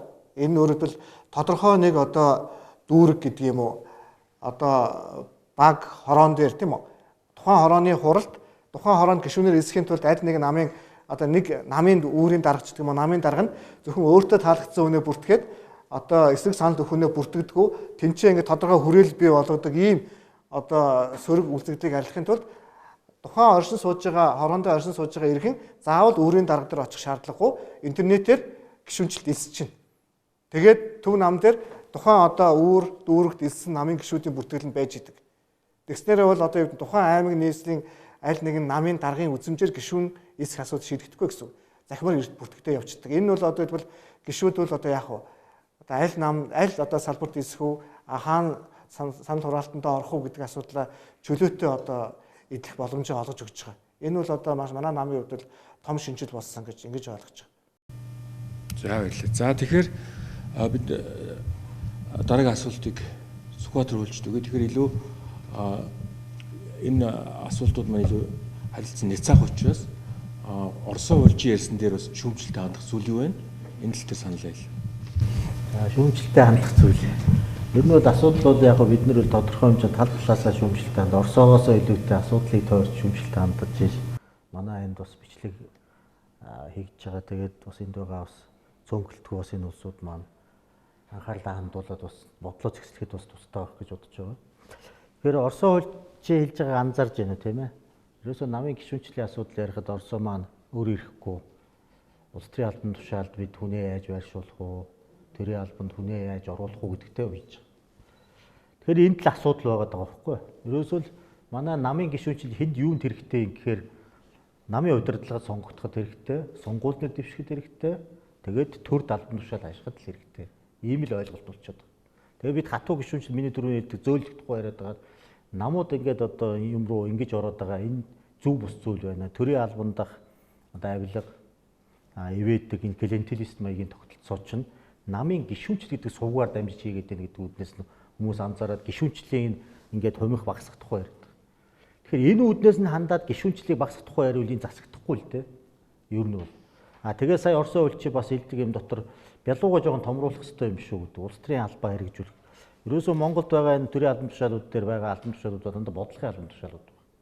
Тэрийг томруулах нэг ажил хийгдэж байгаа нь одоо нуулгүй хэлэхэд зөвлөгүүдийн орондоо төрийн байгууллагуудад нэмэгдэж байгаа. Бусад тохиолдолд одоо яам дээр ярих юм бол төрийн нарийн бичгийн даргаыг улс төрийн албан тушаал гаргах юм бол энэ бол яа харахгүй захиргааны үйл ажиллагаа байна. Түүний улс төрийн шинжийг нь илүү тодтогоод өгөх юм бол төрийн нарийн бичгийн даргын орлогч гэдэг юм уу заавал дахиад тусдаа захиргааны позиц гаргах. Тэгэхээр орон тоо нэмэгдэх юм байна. Тэгэхээр энэ бол дахиад нэг тусдаа сэдв болно. Би тэгэхээр хэлж байгаа юм нь улс төрийн нам маань өнөөдөр зөвхөн одоо юу болчихжээ. Намын хурал хий. Одоо орон нутгийн хурал хийсэн ч гэсэн орон нутгийн нийгэм хөгжил, экологийн асуудал, хувь хүний амьдрал тулгамдсан асуудлуудын тухай тэр нам, тэр бүлэг нийгмийн талаасаа үнэлэлт өгүүлэлт өөрсдөө өгөх биш. За хэнийг дараагаар сонгох вэ? Хэнийг тэр бүлэгчээр сонгох вэ? Хэнийг орон нутгийн сонгуул одоо улс төрийн энэ их хурлын сонгуульд дэвшүүлэх үү? За сонгуульд хэний сурчлагын багт оруулах уу? За тэгээд төрд байршигдах уу? Одоо манай зарим төрийн албаагч нууц биш шүү дээ. Одоо жишээл миний нэг харж байхад нэг таньдаг хүнтэй хүн ярьж байгаа Баян зүрхийн төрийн албаагч юм. За шинэ намд одоо орд юм уу? Иргэжил чи бид нар чи хэцүү шүү дээ. Одоо тэр яг манай тэр юу ярьж байгаа тэр нөхрийн энэ спикер дээр тавьдсан ярьж ирсэн biz санамсгүй сонсож байгаа. Тэгээ хэцүү шүү дээ. Одоо тэгээд шинэ нам маань Баян зүрхт гараад ирж бод. Хоёр нам ер нь жоох явахгүй боллоо шүү. Одоо эртнээс тэр намдаа хэлсэж идэг юм уу. Тэгэхээр эн чинь хүссэн үсээгүй энэ гишүүнчлээ тэр төрийн албанд орох юмтай боломжтойгоо үйж холбож ойлгоод байгаа. Тэгэхээр энийг салгах одоо гол юм бол яг нэг талаас бол энэ төрийн албанд цензур шаардлага, бюрократ тэр одоо үүднээс нь юмыг нэмэгдүүлэх тухай асуудал. Тэр дээр нь бас улс төрийн захиргааны албан тушаалуудын зөв зохистой тэнцвэр хуваарлтын асуудал, төрийн албаны босго өндөр байх тухай асуудал нэг хаалт юм. Нөгөө талаас улс төрийн нам доторх асуудал байна. Сая тэр Оросоо хөлчийн хэлдэг асуудал байж байна. Улс төрийн нам бол улс төрчтэй хүмүүсээ бэлтгэх ёстой гэж. Тэгэхээр энэ бэлтгэх асуудал дээр өнөөдөр иргэний боловсролын асуудал гэдэг ингээд тавигдах тухайн асуудлууд яригдаа явчихна. Тэгэхээр энэ өнөөдрийн бидний үндсэн асуудал учраас би зүгээр ингээд хэлээд орчих. Тэр Орсон улсын саяны хэлдгээр намын бүртгэлийн асуудал яриад байгаа. Тэгэхээр энд шийдэл ардсан нам дээр нэг шинэ хандлага бий болж байгаа л доо. Гэхдээ тэрийн сайн мууг нь мэдэхгүй. Де факто өнгөрсөн намын даргын сонгуулиуд бүх нийтийн гишүүдээсээ сонгосон. Тэгэхдээ саналын эрхтэй гишүүн, саналын эрхгүй гишүүн гэдэг асуудал гарч ирсэн. Татвар хураамжаа төлсөн нь бол саналын эрхтэй гишүүн болж намын даргын сонгуульд оролцсон. Тэр нь 20 эд билүү 30 эд мянган хүн байсан тийм ээ. Бусд нь бол нөгөө юмаа төлдөг учраас гишүүнийхээ яг тэр намын даргын сонгуульд орох эрхээ эдлэхгүйгээд саналын эрхгүй гишүүн гэж нэг ойлголт байдаг шүү дээ ер нь. Тэрэн шиг тийм саналын эрхгүй гишүүд гэдэг асуудал гараад ирчихэж байгаа. Тэгэхээр энэ үүднээс нь ингээ харах юм сая Орсын хуульчийн нэмэгдээд хэлэхэд яг гишүүнчлийн тухай шил одоо би бол нөгөө тэр энэ нам гэж маргалтахтай биш. Ардсан намын тухайд бол ингээд өөр үзэгдэл бол ингээд явж байгаа. Зүгээр ардын намын тухайд бусад намын тухайд харах юм бол яг үннийг хэлэхэд бүртгэл бол ер нь хоёр янзаар л хийгдэж байгаа шүү дээ. Нэг нь бол орж байгаа татвар хураамжаар нэг үнэлж чинь, нөгөөх нь бол тараас нь баталгаараа одоо баталгаа хамгийн найдвартай чинь батлагч нь бол мөнгөө төлөө тарааж байгаа учраас хэдэн ширхэг юм тараас хэвлүүлсэний нэг юм мэдээд байгаа байхгүй. Тэгэхээр нөөцөнд үлдэгдэл нь ямар байна? Цаашаа яагаа гарчив? Тэгээ бүх газрын нөөцүүдийн тооцохоор хасагдсан хэсэг нь бол яалтчгүй тараагдсан бол таа. Тэгэхээр энэ одооны манай зүүнний намуудын ерөнхийдөө хамгийн гол одоо явж ирсэн. Би зүүнний намуудыг яриад байгаа. Ер нь барууны гэдэг байгаа манай ардсан намын угшилтай намууд бол харьцангуй угаасаа боловсон хүчний олон түмний намаас өөр суурин нийгмийнх нь юм нь бол хуучин уламжил дээр суурилдаг. Ийм учраас гишүүнчлийн араас нэг хөөцөлддөг. Ийм шиг. Гэтэ манай тохиолдолд бол яа харахгүй түр гэрэлт докторын хэлдэг энэ асуудлууд чухал зүйл байгаа. Сэтгэл зүйн болон өмнөх уламжлал хатуу бүтэц зохион байгуулалтаас хамаарат Монгол ардын нам бол одоогийн Монгол ардын нам бол яг одоо төрийн элемент шинжтэй байснаа сүүлийн үед нам болох ёстой гэдэг ийм ойлголт руу судлаачийн хувьд ингээ харахад бол ингээ явж байгаа. Тэгээ яг нам гэдэг утгаараа аваад үзэхээр нөгөө намаа гэд тодорхойлохоор орчин үеийн намын шинж тэмдэг өөрт нь байна уу гэхээр бараг одоо нэг үгүй хэлэхэд олон үзүүлэлтээр бол эргэлзээтэй. Тэгэхээр эргээд товчлоод дүгнээд хэлэхэд бол Орсын улсын хэлж байгаа юм та бүхэн анхаарлаа хандуулах юм бол намын гишүүнчлэл төрийн алба намын удирдлагын суудалтал зөвхөн ач холбогдолтой болчиход байгаа энэ цаг үед гишүүнчлийн асуудал дээр бид бүртгэл дээр нь үнэхээр анхаарах хэрэгтэй юм уу? Үнэхээр эсвэл татвар хураамжил төлдөг хүнийг гишүүн гэж үзэх нь зөв юм уу? Бодит амьдрал дээр бол асуудал бол юу шүү дээ. Угаасаа л гишүүнчил гэдэг бол бүртгэж авж гин, баталгын өгж гин, за гол нь бүртгэж гин. Тэгээд тэр жил болгоно нэг тийм татвар хураамжуудаа татвар гэдэг нь зөв юм уу? Ямар ч нэг тийм хураамж ихээр үйлчлэгээ үзүүлээд байгаа юм байхгүй байдаг. Тэгээ нэг ийм нэг төлбөр маягийн юм төлдөг. Ийм юм байгаа.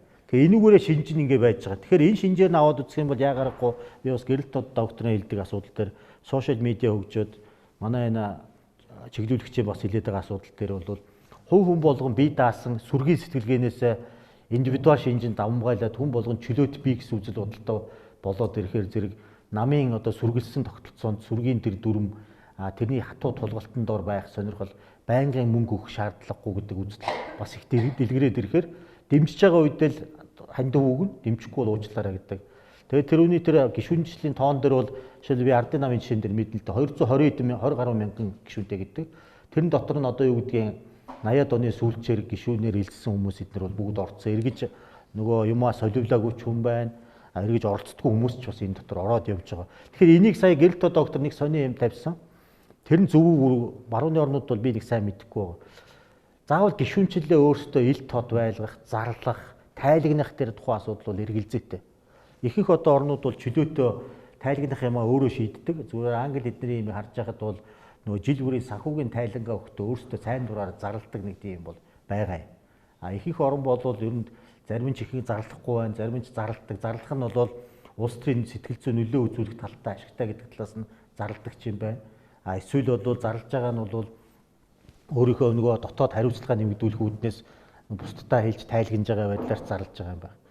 Тэгээ ямар ч энэ зүгээр сэдвийн өрөөнд ингээд нөгөө тал руу бас орсон гишүүнчил яг харин энэ бидний асуудлын амин цөм мөн үү гэдэг асуудал дээр эргээ ярих юм бол би бол яг өнөөдрийн Монголын тухайд бол намуудын авч байгаа том зөнгөлөгч намуудын авч байгаа дэмжлэгээр харах юм бол эд бол тэтгэл гишүүнчлэлээс давсан хэмжээний дэмжлэгтэй орон зайтай байгаа учраас асуудлын түрүүн гэрэлт доктор маш их чухал хэлсэн тэр хатуу зохион байгуулалт бүтсэн үе Монгол ардын хувьсгалт нам гэсэн хуучин систем үеийн тэр нэг ой санамжтай институцийн инерц үлдэгдлэр бол бид ажиллаж амьдарч байгаа. А бидний зааж байгаа ойлгож байгаа ном сургаалыг сонсоод өөрчлөгдөж байгаа нөхцөл байдлыг харахаар зэрэг яалтчгүй шинэ менежмент шаардаад байдаг. Тэр шинэ менежментээр ажиллая гэхээр одоо шулуухан хэлбэл энэ гишүүнчлэлийг дотоод бүтцтэй холбоотой юм бас давхартай. Тэр төр авагчдын асуудал, оюутнуудын асуудал, эмэгтэйчүүдийн асуудал. Тэгээ энэ давхаргад бол өөрчлөлт орж байгаа юм. Би энд зүгээр дандаа судалгааны чанартай, нийгмийн хилцүүлгийн чанартай ярьж байгаа учраас нэг зүйлийг хэлэхэд жишээ нь Монгол Ардын нам бол Аженда 21 гэдэг хөтөлбөрийг шинжилгээ хөтөлбөрийг 10 онд гаргаад тавихдаа цаашид жил болгон сонгогчдынхаа залуу сонгогчдын дэмжлэгийг бид алдах юм байна гэдэг дүгнэлт хийсэн байсан. Тэгээ яагаад тэгж ийн үхээр зэрэг өөрийнх нь хатуу дэмждэг гишүүнчлэлтэй одоо тэр гишүүдийн тоо жилээс жилд буурна. Тэгээд залуучууд яагаад дэмжлэгийг алдаж байгаа юм гэхээр зэрэг тэр бүтэц зохион байгуулалт хөшүүн хойрог байдал нийгмийн одоо болж байгаа үйл явдал хариу өгөх чадвар эдгээр сул эдгээр бүгдийг дүгнсэн байх шít.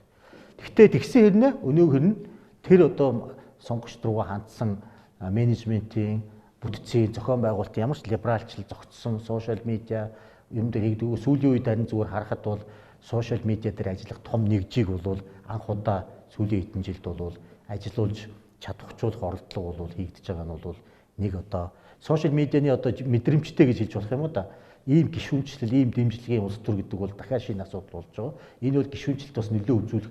Түрүү манай чиглүүлэгчийн хэлдгээр яа харахгүй хүмүүс бол шууд оролцооноос сошиал медиагаар дамжсан онлайн одоо оролцоо, гишүүнчлэл бүм тэрнээсээ шууд татгалзаж болдог асуудал. Онлайнаар бүртгүүлсэн юм чинь буцаад онлайнаар нөгөө гишүүнчлэлээс татгалзаж болдог. Ийм одоо тэгэхээр бид цахим өдөө бүртгэж гишүүнчлэлийг зөвшөөрөөд тэгээ иргэдэд бас нэг англи үг байдаг юм билээ сэтгэл зүйд. Мэдхгүйгээсээ болж намд ороод эцснээсээ болоод гарч чаддгүй гэдэг үг бол хуучин 100 жилийн өмнө бас яригдлээс яриа юм бэл. Тэгээ тэр нь бас манай нийгмийн хөгжилтэй таарад олон хүн бас нэг ингээ гишүүнчлэлд орчдөг ямар нэг юм бодоод сэтгэлийн хөдлөө. Тэгээ эргээ гарчих гэхээр нэг ариун газараасаа урвж байгаа юм шиг үнтэй. Хуучин нам гэдгийг бол хамгийн суртахуунтай хүмүүсийн газар учраас тэндээсээ гарахаар зэрэг урагч тооцогддог. Орчин үед болохоор нам бол ариун сүм биш. Тодорхой хугацааны улс төрийн зорилго үйл ажиллагааг дэмжиж орж гардаг ийм үнэт зүйл гэсэн Америк ойлголтоос арай өөр олон газрууд байгаа учраас тэрийг урвалт гэж хэлэхэд бол хэцүү. Харин ардчилсан ийм үзэлтэй бие даасан чөлөөт хүний үзэл бодол би ийм зарим үед бол уучлаарай би та нарын дунд байж чадахгүй гарлаа. Эргээд би орлоо. Тэр ийм асуудлууд бол өөрчлөгдөж байгаа юм тойрч байгаа. Тэгээ манай улс төрийн намыг бол өнөөдөр клиентелист тогтолцоонд ингээ хамгийн гол үүрэг гүйцэтгэдэг байгууллага гэдгийг төрийн алба руу улс төрийн нам нөгөө дотоод юмаа бэлтгэж оруулдгүй тэр далд одоо бизнесийн бүлэглэл зөвхөн ашиг сонирхлын хүрээний 100 хэдэн хүнийг шургуулж оруулдаг, хуваарилдаг, нийгмийн баялагийг хуваарилдаг үндсэн субъектийн ийм одоо төрийг орлуулдаг заримдаа төрийг хүчгүүдүүлдэг. Тэгээд өмнөх одоо уламжлалыг өнөөдрийг хүртэл намын институт тэгээд байгаа нь бол гишүүнчлэлтэй ямар нэгэн холбоотой шууд холбоотой гэсэлтүүтэй би эргээд дүгнэлтэнд нь энэ бол намын бүтэц зохион байгуулалт хоцрогдсон энийг задлахгүйгээр явахгүй л гэж хэлэх гэж. Манай улсын намууд тулгамжийн асуудал, олон улсын намууд тулгамжийн асуудал нийтлэг байгаад байна. Гэсэн хэдий ч дэлхийн 2 дугаар дайны дараагаар Германыг удирдахжсэн Германы анхны канцлерыг хэлсэн нам болвол өөрийнх нь төлөө эсвэл гишүүдийн төлөө оршин тогтнох юм бол энэ бол намын зорилго биш. Нам харин иргэдийн төлөө оршин тогтдог. Иргэдийн өмнө хүлээж байгаа үүрэг хариуцлагаа ухамсарласан байх нь намын оршин тогтнох чухал одоо орон зай мөн гэж хэлсэн тэр одоо үг бас ач холбогдлоо алдаагүй байгаад байх шиг байна. За 19-р зууны одоо их үеэс анхны намууд одоо бий болж ирсэн намтай холбоотой олон өөрчлөлт гараад байна. Гэсэн хэдий ч бас нэг орхихдохгүй байгаа зүйл энэ намын удирдагчийн тухай асуудал байна. Яг тэгэхээр намын гишүүнчлэл, намын дотоод засаглал, намын ардчлал нь өөрөө бол намынхаа удирдагчид төрүүлж гардаг. Намын удирдагч нь өөрөө одоо бас нэг талаасаа намын нүүр царай болж байгаа учраас иргэдийн өмнө хариуцлагатай ил тод авилгаас ангид бас иргэдийг манлайлж байж чадах нь өөрөө намын одоо сонгуульд ялахад чухал үүрэгтэй ийм одоо лидер ийм ойлголт хэвээрээ байгаад байгаа. Энэ хоёр ойлголт бас их чухал байгаа. Энэ нь бас өөрөө сая манай ярьж байгаа асуултанд хөндөгдлөөр намын өөрийн тэр бүгд зохион байгуулалт гишүүнчлэл. Тэгээ манад бас өөрийн онцлог байгаад байгаа шүү. Бид ардчилсан намын одоо жишээндээс харахад бол цахим бүртгэлийг ашиглаад энэ нам гишүүдэд бүртгээд ингээд оролцоог нь хангаад ингэж байгаа нь бол бас нэг шин дэвшилтэд талуулсан. Бусад намууд ч гэсэн энийг бас одоо үлгэр жишээг дуурайж эхэлсэн байлээ. Олон улсын жишг дээр намтай холбоотой ямар асуудал байна гэхээр энэ гишүүддээ бүртгэлийг нь ил тод болгодог, мэдээллийг нь хангалттай сайн өгдөг. Тэгээд тухайн улс төрийн нөхцөл байдалтай холбоотой, сонгуультай холбоотой позишн буюу одоо байр суурь илэрхийлж гисэн гишүүддээ имэйлээр, твиттерээр, фэйсбүүкээр маш сайн мэдээлэл өргөдөг ийм тогтолцоол шилжиж байгаа юм билээ. Тэгэхээр төгсгөлт нь бол энэ онлайн хувьд болохоор намууд бол сүүлийн үед ямар одоо ойлголтууд гарч иж хэрвээ нам удаан хугацаанд оршин тогтнож тогтвортой оршин тогтныг бол нэгдүгürt бол мэдээж сайн хэлсэнчлэн намын одоо тогтвортой дэмжигч бааз суурьтай байх ёстой гэсэн ийм онлайн ойлголт үйд юм байна. Хоёрдугаар болохоор нам бол одоо мэдээж хангалттай сайн одоо хөлтөө бүтцтэй байх нь зүйтэй гэсэн ойлголт бол бас хадуубыг оршин тогтносоор байна. За гуравдугаар бол намын гишүүнчлэн нээлттэй ил тод хариуцлагатай байх ёстой гэсэн энэ ойлголт нь бас хэвээр байгаад байна. За гуравдугаар болохоор бол нам бол дотооддоо болон гадааддаа ил тод мэдээлэл солилцдог, мэдээллийг бол өгдөг ийм бэжж бол оршин тогтно гэсэн ойлголтыг бас санал болгож байна. За гуравдугаар бол нам програм одоо хөтөлбөрөө боловсруулахдаа мөн одоо ил тод хариуцлагатай боловсруулаад тэрийг хэрэгжүүлэх арга зам механизмаа илэрхийлж чаддаг байх нь чухал гэдгийг бол онцолж байна. За тавдугаар бол намын одоо бас дотоод засаглалын асуудал маш чухал.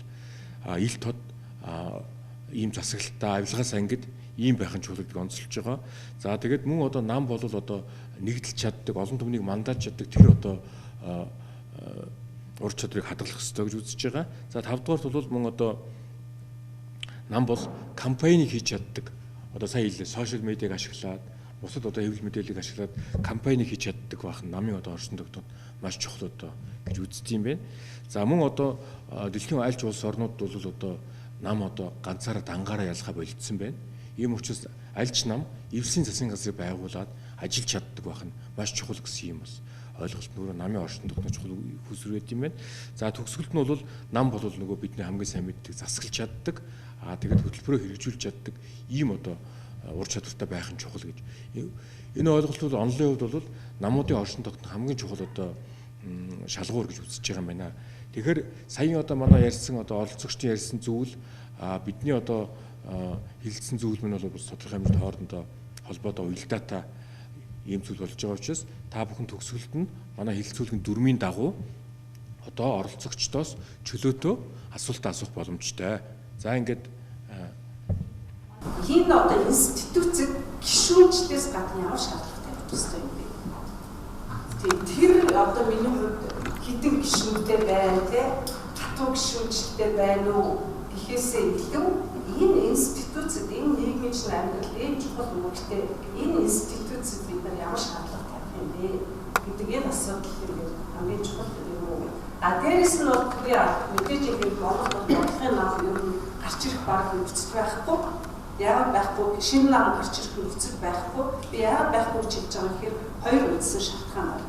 Нэг нь хичнээн сайн бодлоготой байлаа ч гэсэн тэр бодлогыг хэрэгжүүлэх хараад бас бие даасан чадвартай төрлийн арга өндөр байна уу гэх том асуудал тэмдэг байна тийм. Хоёр дахь нь сонгуулийнхаа өнөөдрийнхөө тогтолцоогоор тэгээд ийм том одоо нийгмийн том шилжилтийг хийсэн социализмаас ингээд арчилсан тогтолцоо шилжсэн хүн ам нь үзэл сурталын хувьд бас тодорхой хэмжээнд ингээд хуваагдсан байгаа ийм нөхцөл одоогийн манай сонгуулийн тогтолцоогоор шинэ улс төрийн хүч ингээд гарч ирэх юм боломж бол хумигдмал тийм. Тэгэхээр ийм нөхцөлд бол яг энэ нөхцлүүдийн тусдаа асуудлууд хамгийн гол нь энэ улс төрийн наад чинь хизээ нийтийн байгууллага болчихж байна. Тэгээ нийтийн байгууллага болцсон тэр явц нь ямар шаардлагатай байх юм? Нам маань нэг талаас институц, гишүүнчлийн институцийн нэг хэсэг болчихж байна. Нэг талаас мөн одоо төсвөөс бас мөнгө авч байгаа юм байгууллага болчихж байгаа. Тийм учраас институцийн хувьд бол нам хэрхэн өөрчлөгдөх ёстой вэ гэсэн асуулт байна. За хэн Сүхбаатар хуульч хариулъя. Яг улс төрийн намын институцийн хувьд аваад үзэх юм бол гишүүн бол юуных нь цөмөлдөө, институцийн цөм бол гишүүн хүн байж байгаа.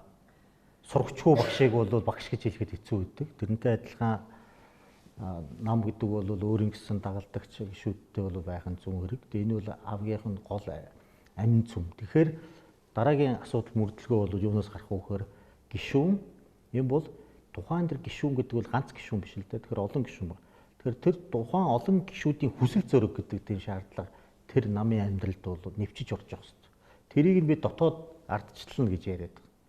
Тэгэхээр энэ дотоод тэр гишүүн тэр намын дотор хүсэл зориг эвлэлдний гэдэг эрхээ хэрэгжүүлэх бүх талын биш юм ахэд хамгийн наазахын шаардлагуудаа хангасан байх хэрэгтэй. Бүтэц зохион байгуулалтын хувьд ажил үзэл бодлоо илэрхийлэхийн хувьд гэдэг юм өөрт нь боломж олгох талаасаа. Тэгэхээр энэ гишүүд доторх гишүүдийнх нь нийтлэг одоо дотроос нь урган гарч тавигдах шаардлага нэг юм байна.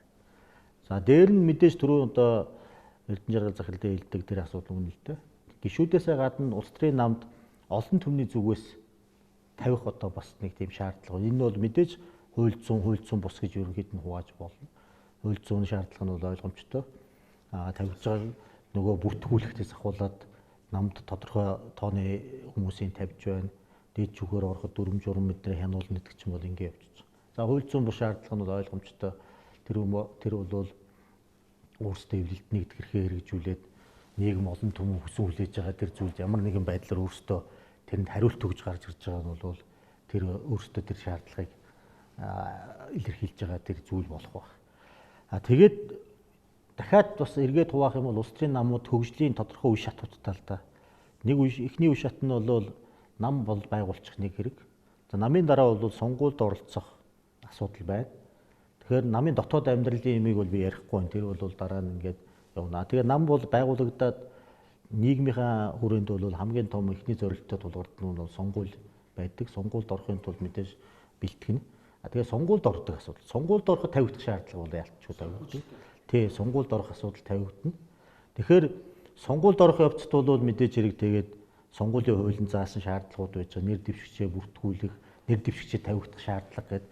Тэгээд цаашлуу саяны дээр сонгуулийн дараа сая түрүүний хэлдэг асуудал тавигдана л да. Нийтийн институц нэг хэсэг болоо явчихдаг. Жишээ нь улсын хурлд парламент судалтай нам юм уу? Одоогийнхоор манайхаар бол иргэдийн төлөөлөгчдийн урд судалтай ийм улс төрийн намууд бий болчихдог. За энэ тохиолдолд тавигдах шаардлагууд бол бас маш өөр болж ирэх ёстой. Тэр нь бол одоо түрүү та санхүүжилт гэж санхүүжилтийг бол нам байгуулсан цагаас эхлээд жил болгон юу гэдгийг санхүүгийн тайлангаа тавих гэдэргээд ингээ явна л да. Ер нь мэдээж гишүүн байгыг чинь оршин тогтнох арга нь бол бид нэр хоёр л юм байгаа шүү дээ. Гурван юм л байгаа шүү дээ. Нэг нь бол санхүүжилт, нэг нь зохион байгуулалт, нэг нь дүрм журам гэсэн ийм л гурван юм дээр л гишүүдийн чинь юм дээр намын институцийн хувьд гол чухал зүйл. Тэгэхээр сонгуулийн дараа байгуулагдж байгаа манай парламент судалтай намуудын хувьд бол арай өвөрмөц байх хэрэгтэй юм бэл. Нийтийн удирдлагын субъектийн нэг институцийн бүрэлдэхүүн хэсэг болж байгаа учраас намын дотоод амьдрал руу хуулийн зохицуулалт гүнзгий орж ирэх хэрэгтэй юм бэл. Сонгуулийн явуулж байгаа хэлбэр. Одоо нуулгүй хэлэхэд улс төрийн намын тухай хуулийн дээр заалтаар шүүхэд хандах хэрэг байхгүй. Намын хяналтын байгууллагт хандаад сүлжээ шат. Энэ бол үндсүүл зөрчиж байгаа юм л да. Тэгээ би өөрөө улс төрийн намын гишүүнчлэлтэй харьяалагдаж явсан удирдах албан тушаал хийжсэн учраас бид нар бол тэрнийхээ эсрэг үндсүүлийн цэц мэц гэдэг юм энийг олон нийтэд яриад сурчлаад явдггүй. Тэгтэл Монгол Улсын үндсэн хууль зааснаар шүүхээс гадуур тийм одоо үйл ажиллагаанд хяналтаас гадуур тийм үйл ажиллагааг байх ёсгүй байхгүй. Тэгэхээр ганцхан Монгол улсад одоо улс төрийн нам өөрийгөө шүүхээс гадуур гэдэг ингээд зарлцсан. Ингээд баталгаажуулсан. Тэгснээрээ энэ нам чинь намууд ч өөрөө ялзрах дотоод орчлын тухай ямар ч ярих боломжгүй болчихж байгаа. Хариуцлагын асуудал. Тэгэхээр нэг юм асуудал байгаа. Тэгэхээр энэ лүү нь бол сонгуулийн явуулах. Сонгуулиа ингээд бас худалдаж авдаг шиг хийдэг. Нууц биш. Тэгээ энэ дээр бас хариуцлагын систем нь ажиллахгүй болчихно. Нэг нь дотоод амьдралын өрөөнд дотоод сонгуул. Тэгэхээр бусад орны жишгээр улсын хурл судалтай намуудын сонгуулийг цэвэр шударга тэр нээлттэй байлгах ил тод байдлыг хангах үднээс бол тэр зарим улсуудын хэлээд байгаа чи үндэстэлд өмнөд онгоц бол зовлон үтсэн газар. Сонгуулийн хороод нь намын дотоод сонгуулийн зохион байгуулж байдаг. Энэ шаардлагыг бид хуулиар тусгаж болно. За тэгээ санхүүжилтийн хувьд ярих юм бол мэдээж болцолт бодлогын судалгааны бодлогын үйл ажиллагааг дэмжсэн ийм санхүүгийн дэмжлэгүүд хийсэн тавьсан нөхцөлд би бол нэмж одоо энд ярьж бодож байгаа сүүлийн үед хэлж байгаа маань бол манай ямар ч тохиолдолд бол улсын хур судалтай намуудыг санхүүжилтийг цаашид их хэмжээгээр нэмэгдүүлж болохгүй нэг зүйл нь бол одоогийн бүтэц зохион байгуулалт хэвээр байх юм бол энэ нэмэх тухай асуудал утгагүй. 1620-д баг дээр байгаа нэгжүүдийг санхүүжүүлнэ гэдэг бол утгагүй шүү дээ. Бодлогод нь зориулж мөнгө олгож байгаа гэж боловч тэр бодлого зориулж байгаа мөнгөийг чи хүрээд сургалт мургалт хийж гин гээд тэнд захиргааны зардалтын шингээл 1620-д тэр одоо төсвийн байгууллагуудаас би санхүүжүүлж чадахгүй байгаа шүү дээ. Тэгэхээр төртөө өрсөлдөхүйц хэмжээний төртөөгөө өрсөлдөх хэмжээний төсвөөс санхүүжилт авдаг ийм байгууллагыг хөөгшүүлж болохгүй. Бид төршиг төртөө болоод намыг зохих байранд нь тавихын тулд бол үндэсний хэмжээний гэж байгаа бол хүссэн үсээгөө бүтэц зохион байгуулалтууд үндэсний хэмжээний нам байх. Тэнд тулд аймаг нийслэлээс доод түвшинд бол намын үйл ажиллагааг сулруулах бүтэц зохион байгуулалтыг санхүүжилт бүх талаас нь бол сонгуулийн бус үед бол хязгаарлах шаардлагатай. Монголын нөхцлөөс урган гарч байгаа асуудал. Тэгэхээр энэ шаардлагуудын хувьд бол таны түрүүний хэлдэг Эрдэнэ захирлын хэлдгээр шаардлагууд бол байгуулагдаж явах үед нэг өөр, байгуулагдсны дараа тавигдсан шаардлага өөр, сонгуульд орох үед нэг өөр, сонгуулийн дараа одоо шийдвэр гаргалтанд оролцож байгаа байдлаас шалтгаалж бүр өөр байх. Ийм одоо шаардлагуудыг наривчлах шаардлага бол одоогийн хуулиуд дээр бол тутмаг, маш тутмаг байгаа. Тэгээ энийг бол ингэж наривчлах шаардлага бол байгаа гэж бодож байна. За Сүхбаатар хуульч хариултанд баярлалаа. Тэгэхээр улс төрийн намын институцийн хувьд сонгуулийн ерөнхий ороо дотоод сонгуулийг нь зохион байгуулдаг, төрийн аудитын байгууллага төсвөөс нэгэнд одоо санхүүжилт авдгийн хувьд төрийн аудитыг гүйцэтгэлийн аудитыг нь хийдгээс авахгүй мөн одоо дотоод бүтцийг нүртэл хөөлчлөх ийм боломж байх юм байна тийм ээ. Энэ боломжтой бас бид нар явах хэрэгтэй мэнэ харж байна. За Өстэй нутгийн холбоотой шийдвэр үйл ажиллагааны холбоотой болтыг шүүх шийддэг болох асуудал маш чухал байна. Яг тэгэхээр улс төрийн нам бол одоо төрийн улс төрийн сонгуулийн нөхцөл боловсруулах бүрийгээ одоо барьж улс төрийн сонгуульд ордог. Гэтэл тухайн нам дотор мэдээж олон байгууллага байдаг. Мэдээж хүний улс төрийн хэрэгчлэлд хангалттай ийм үйл ажиллагаа явж байгаа гэж энэ дотор маш их зөрчилтэй байдаг. Зүгээр нэг компани ажиллаж байгаа гэхэд одоо тухайн одоо эсвэл дотроо гарсан шийдвэр шүүх хамгаалах шийдвэр их хамгаалж болдог. Улс төрийн намын гишүүн нам дотор гарсан аль нэгэн одоо өдөртөө шийдвэрийг барьж шүүх хамгаалах хэрэггүй. Хуулийн зохицол. Энэ бол намын дотоод ажлыг олж байгаа хамгийн том одоо хэцүү хийх гэж харж байгаа. Яагаад ингэж үндсэн хуулиар одоо иргэн шүүх хамгаалах хэрэгтэй, хуушлуудын бүгд хэрэгтэй гэж улс төрийн намын гишүүн улс төрийн намын эзэн нэгнийхээ төлөө хуулиар шударга хамт хэрэггүй байгаа гэдэг асуудал. Энэ өөрөө улс төрийн намын арчдыг өгөх хийж байгаа юм асуудал. Тийм болохоор хамгийн нэгдүгээр намын дотоод ажлыг хамгаалахад улс төрийн намтай холбоотой энэ асуудлыг насад бодлогоос багтай ажиллах шүүх хамтыг эрхийг бас олох хэрэгтэй. Ингэхээр бол одоо улс төрийн намын илүү дотоод арчдыг илүү хөгжүүлж авч байгаа. За хоёрдугаар улс төрийн намын бол одоо хариуцлагажуулах асуудал бол тэгэхээр чухал. Олон нийтийн хариуцлагатай байх энэ хэрэгцээ зохицуулалтыг хийх чухал байна. Яг тэгэхээр улс төрийн намаар олон түмнийг тодруулахгүй байх, улс төрийн намаар олон түмнийг удаа дараа хуулахгүй байх юм маш чухал болж байна. Яг тэгэхээр улс төрийн нам сонгуул ордог ямар ч хамаагүй агаар ярих юм бол бодлоо амардаг, бодлоо ярьдаг. Энд одоо ямар нэгэн хөлцөн шийдвэр үүсэх байдаг. Гарч ирснийхэн дараа нөгөө нөхрийг дараагийн сонгуульд 4 жил өдөөдөг. Энэ бол манай хэрэгцээ хамгийн том тогтол.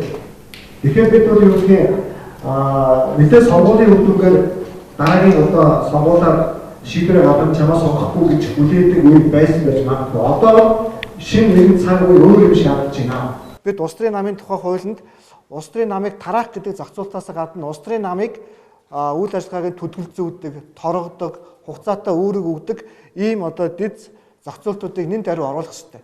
Хэрвээ улс төрийн нам худлаа яриа гарч байгаа бол бид яагаад заавал дараагийн 4 жил хүлээх хэрэгтэй? Бидний амьдрал, бидний үр хөвгт ирээдүйг бүрхэг байна шүү дээ. Яагаад 4 жил хүлээх хэрэгтэй? Хэрвээ худлаа амлалт гараа гарвал улс төрийн намын үйл ажиллагаа төдөлзүүлэх асуудлыг бид нар тавьдаг баймаар байна. Ядаж тэр одоо замын хөдөлгөөний дүрм зөрчөө торгуулж яхад яагаад улс төрийн нам бүхэл бүтэн сонгогчдыг хуураад гарч ирсэн тохиолдолд яагаад тэр улс төрийн намыг торгож болдгүй? Торгомоор шүү дээ. Торгуулмаар байна.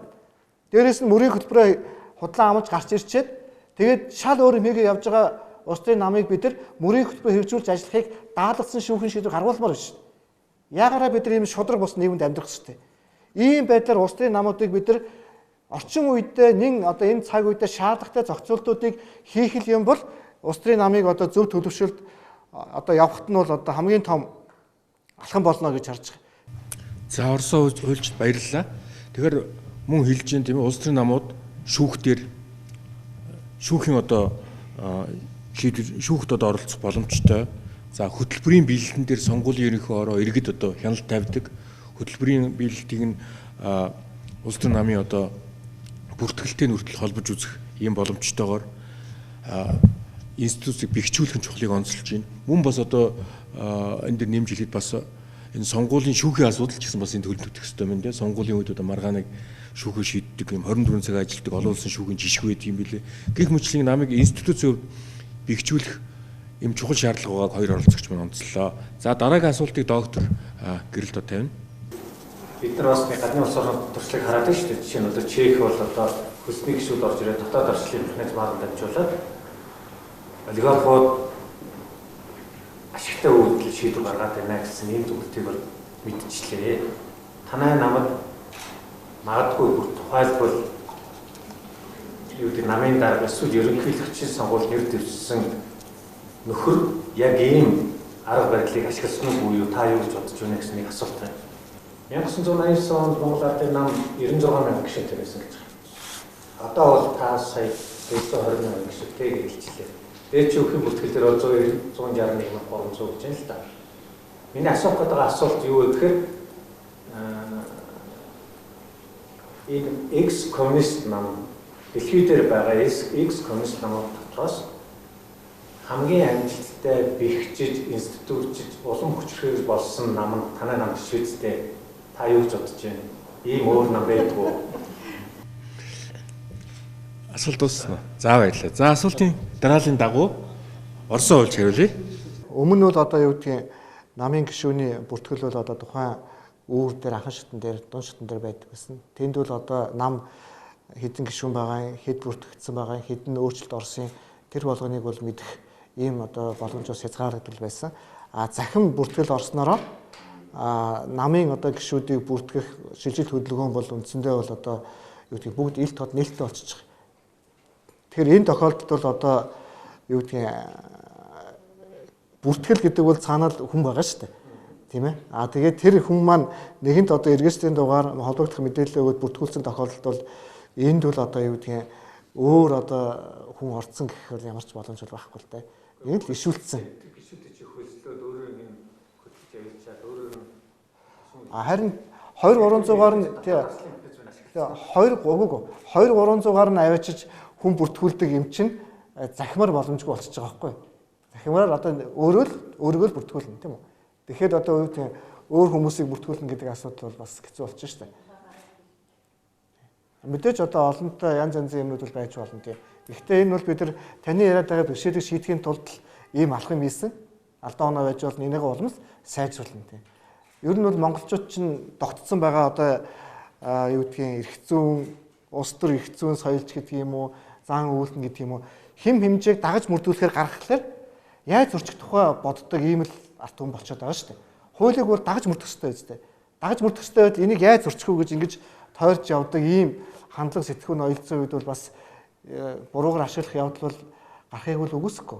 Тэрнтэй бол тэгэл дараагийн одоо арга механизмыг аваад тэнцэнэ. Заавал анхан шатн дээр очих шаардлагагүй. Захимаар бүртгүүлээ явчихаар хүнд намд гишүүнээр элсэх асуудал зүгээр л одоо гар утсан дээрээ байж байгаа л эсхэл юм л болцоотой болчихгоо. Хэлбэр болчоор бол энэ тоо бол одоо идэвхтэй. Тэгээ ялангуяа нөгөө яриад шүү дээ. Орчин үеийн одоо сошиал одоо ийм орчинд яаж ажиллах вэ гэхээр нөгөө нам сошиалор оюу захимаар гишүүн эсвүүлчихлээр тэр цаг үетэйгээ илүүл 90 цаг үетэйгээ илүүл ойртож ажиллаж байгаа л ийм хэлбэр. Захимаар гарах асуудал нээлттэй гоё. Нээлттэй ер нь бол Захимаараа гарчихгүй тий. захимаар гарчихна. За баярлалаа. За дараагийн асуултыг. За би тэр захимын явн дээр санал бодлоо хэлэх. Би энд бол яг нам төлөөлөөгүй л дээ. Тэгээд дээр нь эрэлт тодмонд ч гэсэн миний зүгээр хувийн бодлыг бас төгсгөлд нь асууж байна шүү. Тэгэхээр би скватер гэдэг үнийхээ чөлөөт иргүүнийхээ бодлыг энэ дээр хэлье. Гэхдээ мэдээж одоо тэр намын дотор байсан удирдах ажил ашиглажсэн үний хувьд бол бас тэрнтэй холбоод хэлье. Орсон улчилдаг тэр захин бүртгэл бол ер нь бол зөв л дөө. Бусад оронд бол $25, $1, $5 төлөөд тэгээд захимаар онлайнаар бүртгүүлээд явж байгаа хэлбэрийг бүгд л сүүлийн үед бүгд л ашиглаж байгаа.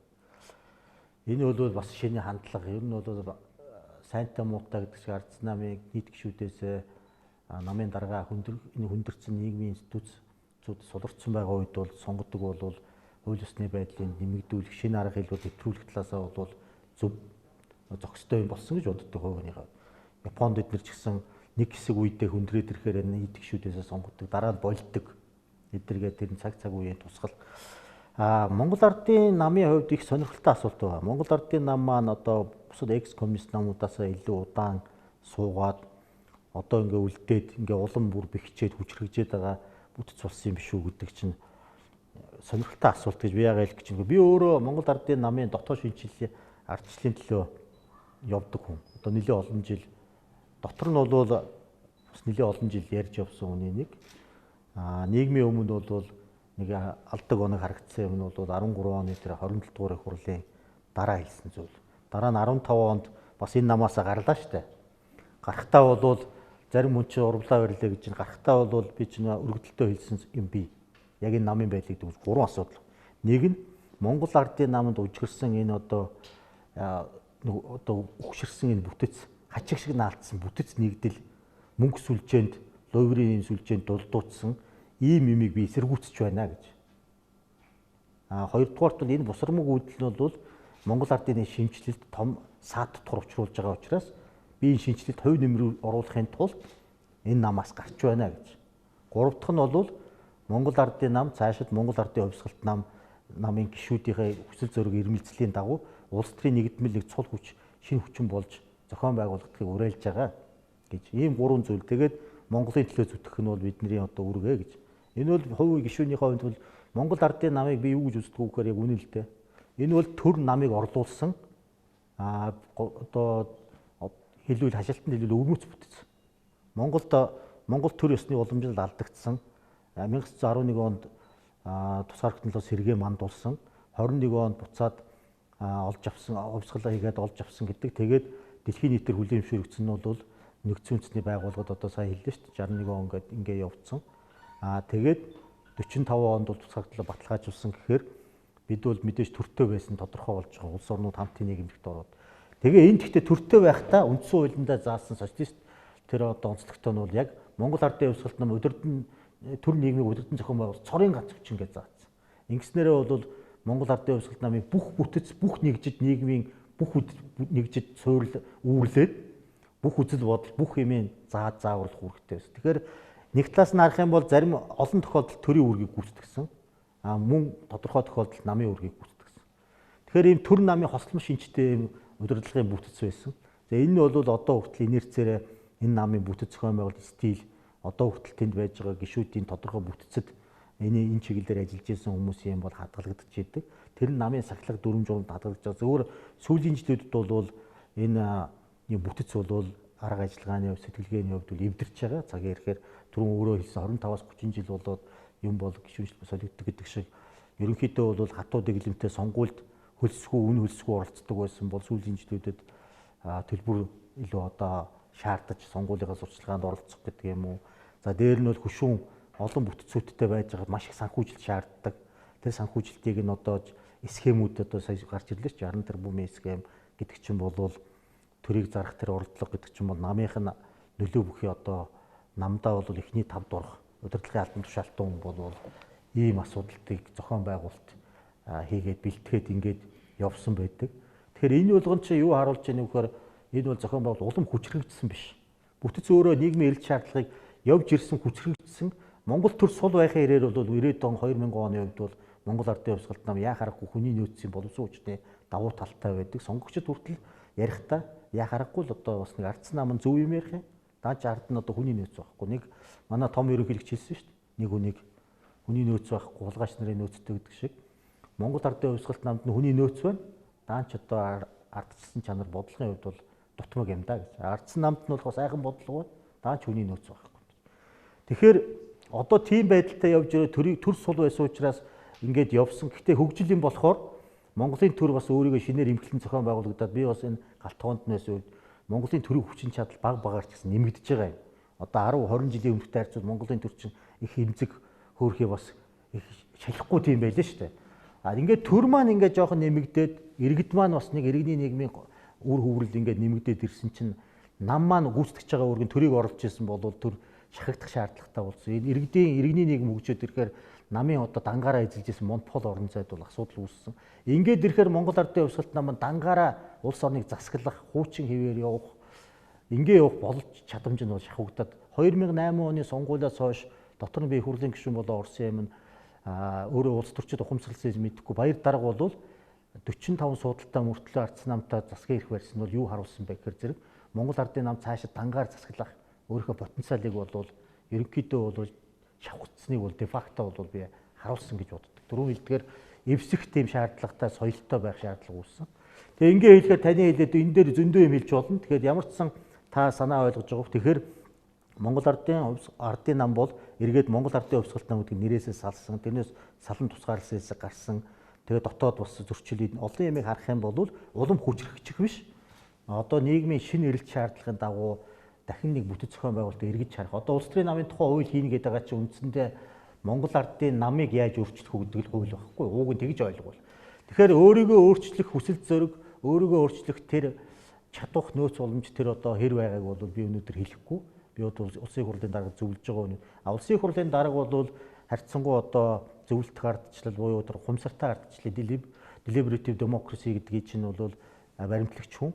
За нэг баттай хэлж байгаа нь бол мань хүн бол либералчлалын төлөө илүү байдаг учраас битүүрийн санал хэлж байгаа зүйл ийм байдаг. Гэхдээ энэ бол намын энэ үйл ажиллагааны өөрчлөлтийн бүтэц зохион байгуулалтыг эвдэх асуудал бол зөвхөн хууль тогтоогчдын ганцхан шийдчих асуудал биш. Намын өөрийнх нь тэр түрүү хэлсэн шүү дээ 1620 баг дээр байгаа идэвхтэн 330 сумын гээд үзэхэд бараг тэр чи 15,000-аас доошгүй тийм идэвхтэн сонгуультнууд байж байна. Тэдний ажлын арга барил сэтгэлгээний арын шин эднэрийг бас бол тооцохгүй. Энэ бол тийм шууд хийгдчих асуудал биш. Гэхдээ эхний ээлжинд бол яг аргагүй одоо том шидэклийн алхмыг бол намын хуулиар хийнэ гэвэл санхүүжилтийн чангалах дотоод одоо сонгуулийнхын цэвэр байдлыг нь шүүлтүүртэй байлгах тэр шүүх юм байна уу өөр бусад хэлбэрээр дээр нь сонгуульд нэр дэвшигч байгаа хүмүүсийг ганцхан цөөн тооны хүрээнд биш гишүүд дэмжигчдийн өргөн оролцоог хангасан нэг праймериз маягийн шатыг бий болгохгүй юу гэдэг тийм шийдлүүдийг бол эрэлхийлэх ёстой. Тэгэхээр дүгнээд хэлэхэд Монгол ардын нам бол хүчрэгжиж байгаа биш.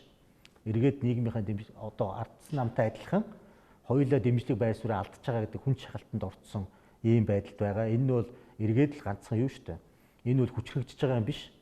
Өөрийгөө одоо цаашид улс төрийн тавцанд үйл ажиллагаа явуулыг үйл жоо өөрчлөгдөх шаардлагыг агуулж байгаа учраас би бол одоо бол эмзэг сул намын дотоод засаглах чадвар, улс орны засаглах чадамж гэдэг хоёр шалгуур критериэр аваад үзэх юм бол хоёулаа асуултад анхаарлын том тэмдэгтэй байгаа. Ийм л асуудал. Гишүүнчлийн асуудал маань өөрөө мэрэгсэн улс төрийн нам өнөө биш үү гэдэг асуудал руу хөндөх байхаар бодож байна. Тэгэхээр нам бол хамгийн төвч хондог болох нь мэрэгсэн улс төрийн байгууллага. Тэгвэл мэрэгсэн улс төрийн мэрэгсэн улс төрч үнэхээр тэнд байна уу? Тэгвэл мэрэгсэн улс төрч гэж хий юм бэ? Мэрэгсэн улс төрчлийг бэлтгэдэг үү? Мэрэгсэн улс төрч тавьдаг шаардлага гэж байх уу? За энэ асуултыг Орсын хуульчаас асууя. Улс төрч гэдэг бол эх орон хүнийг л хэлдэг л гэж ойлгож байгаа. Эх орноо хайрладаг сэтгэлтэй. Тэрэнд бол заавал одоо босрлын ялгаа, мэрэгжлийн ялгаа бол байхгүй. Ер нь бол улс орноо гэж бодож байгаа хүн болгон л одоо улс төрийн намд ордог, улс төрийн идэвхээрээ тийшээ заавал тэмүүлдэг л байх гэж боддог. Тэр утгаараа бол одоо улс төрийн нам бол улс төрчдийг бүх шатнд бэлдэж байгаа. Сумын иргэдийн хурлын төлөөлөгч, багийн иргэдийн нийтийн хурлын төлөөлөгч, улс төрч, парламентд сууж байгаа одоо хүнч улс төрч гэж харж байгаа. Тэр утгаараа бол улс төрийн нам бол мэдээж тодорхой үжил бодлыг тойрч нэгдсэн одоо байгууллагын хувьд бол улс төрчдийг тухайн одоо улс төрийнхаа намын үжил баримтал бодлогоор бол хүмүүжүүлж чиглүүлж явж байгаа. Ардсан намын хувьд бол өөрсдийн одоо үжил баримтал бодлогоо тодорхойлоод ингэж ажиллаж байгаа. Ер нь бол ардсан намын хувьд бол бас улс төрчдийг хөл бэлтгэж байгаа гэж ингэж бол нийгэмд өгнж байгаа. Би хувьдаа ч гэсэн хувийнхаа хувьд ч гэсэн тэгж бодож байгаа. Ардсан намд илүү одоо бодлогын нам болохын төлөө ажиллаж байгаа. Нийгмийн одоо салбар бүтцийн хүрээнд 16 чиглэлээр одоо бодлогын институтууд байгуулад, бодлогын зөвлөлүүд байгуулад одоо ардсан нам дээр бол одоо яг эдийн засгчид нь эдийн засгийнхаа бодлогын юмыг ярьдаг, хуульчид нь хуульчдынхаа юм ярьдаг. Одоо инженерүүд нь уул уурхай ахын, хөдөө аж ахуйн гэдэг ардсан намын одоо гишүүнчил бодлогын хүрээ бол яг одоо мэргэжлийн одоо байгууллагууд шиг, барилчдын холбооч гэдэг шиг, хуульчдын холбооч гэдэг юм бол яг ийм салбарлуугаа ингэж бодлогын асуудал бол ингэж төвлөрч явж байгаа. Цаашдаа бол яг эдийн засгийн бодлогын асуудлыг эдийн засгчид нь л ярина. Ялангуяа гишүүнчлэлтэй эдийн засгчид нь ярьдаг. Тэрийг бодлогоо нийт одоо ард түмэнд тийм үү тухайн салбарынхантаа дэвшүүлээд тэгээд дэмжлэг авч ивэл одоо тэрийг засгийн эрх аваад хэрэгжүүлнэ гэдэг байдлаар ингэж ардсан намын дотоод одоо шинжилүүл явж байгаа гэж. За баярлалаа. За энэ асуултыг зөвхөн сонирхолтой асуулт болж байгаа. Ер нь бол явж яг улс төр судлалын үүднээс яг нарийн мэрэгшээд хөшгөний ард одоо ном зохиол төр бичихгүйгээр шууд ойлгох юм бол яах аргагүй л тийм. Энэ бол цөөн хэдэн хүний бодлого боловсруул, улс төрийн бодлого боловсруулах чиглэлээр банк доктортой ажиллаж амьдралынхаа зорилго чиглэл болгосон Одоо тэрийг эх орныгоо төлөө байна уу, янз бүрийн нэрлэж болох баг. Тэгээ ер нь улс төрчдийг ч гэсэн дотор нь хоёр хуваадаг л да. Эжалист улс төрчид, менежер улс төрчид гэж. Эжалист улс төрчид нь бол мэдээж ориглоон, дэврүүн, амбицтай улс орон, эх орныг хөгжүүлнэ, барин амьдралынхаа өөрийгөө золиослох сэтгхүүтэй, гэр бүл, үр хүүхэд гэж бодохгүйгээр зөвхөн л одоо үйл хэргийнхаа төлөө шатаад дуусна гэсэн ийм бодол бол байгаа. Менежер улс төрчид бол яг хөө ингээд амьдрал сонирхолтой гэдэг шиг эргэн тойрондоо өгөөчтэй, манлайлах, зохион байгуулах чадвараа ашиглаад өөртөө ашигтай, өрөөлд ашигтай ингээд тодорхой үцэд хэрвээ зовлонтой байх юм бол болчих гэдэг юм уу ингээд явчих тийм юм бол би энийг аль аль нь буруутгах юм байхгүй. Мэргэсэн улс төрчдийн хувьд бол намын тухай асуудал эргээ ярихад нэг юм байна. Би түрүү нам бол гишүүн гэсэн. Тэгээ яг зарим судлаач гэдэг юм уу том улсуудын юмыг ингээ харахаар би зүгээр энэ чөлөөтэй ярьж байгаа учраас нам бол юу юм гэхээр гишүүн гэж. Тэгэхээр зарим улс уучлаар нам бол гишүүн биш штэ. Нам бол удирдагч. Удирдагч хин гэхээр удирдагч бол үзэлсэн аа. Тэгээ хин тэр мэргэсэн улс төрч юм. Тэр яагаад үл амьдрал нь бүх юм тэр удирдагч байгаа учраас дагагчд бий болж байгаа. Тэрнээс гишүүд байгаад дагагч удирдагч бий болж байгаа биш гэж бас ярьдаг. Тэгэхээр зарим тохиолдолд бас энийг няцаахад төвхтэй. Ер нь бол бүх одоо улс орнуудын байгууллагуудыг харахад түүхэн уламжлалаараа явж ирж бий болсон одоо язгууртлаг шинжтэй намуудыг лист тооцох юм бол бүгд үндсэндээ удирдагч байна. Зүгээр зарим нь тэрийг гоёор үйл төрчний бэлдээс өөрлөсөн учраас хамт олонны одоо улсууд байсан гэдгээр нь ярьдаг. Гэхдээ өнөөдрийн одоо аль ч нийгэмдэр харах юм бол Меркелийн нам, Абегийн нам, одоо Медведевийн нам, Трампын нам ч гэдэг юм уу хувь хүн дээр ингэж акцентлсан юм байгаа юм. Тэгэхээр ингээд шүтэлцээтэй л авч үзэх ёстой гэж судлаачид бол ярил л да энийг ингээд аль алийг үгүйсгэж болохгүй. Тэгээ мэргэсэн улс төрчдийн хувьд ярих юм бол энэ бол ингээд өнгөлөн далдал гэж ярьдэн шүү дээ манай зарим судлаачид. Одоо жишээл манай парламент бол мэргэсэн улс төрчтэй болно гэхэд сонгуулийн системийг харахад нээлттэй байх ёстой. Яг бодлого зангидаад боловсруулдаг хүмүүс нь цөө идэв хүн байх ёстой. Яг одоогийн 76 гишүүнийг ярих юм бол 76-уулаа коноп нь үнцэнтэй байгаа байхгүй юу? Гэтэл 200-300 гад юм уу 100 хүнтэй ингээд төлөөллийг нэмэгдүүлээд ирэхээр яг үнэндээ бол бодлого бол 10% бол болцоо нэмэгдэж байгаа. Тэгэхээр эсрэгээр явууц бид бол гишүүдийн тоог нэмэг төлөөлөх чадвар сайжруулна гэж яхад их олуулаа болоод ирэхээр зохион байгуулагч хэрэгцээ үүсдэг. Цөөхөн. Олон зохион байгуулагч байж болдоггүй. Тэгэхээр мэргэсэн улс төрчийн шаардлага илүү тодорч гарч ирдэг. Цөөхүүлэхнээ ингээ олуулаа байхаар мэрэгчих болцоо байхгүй.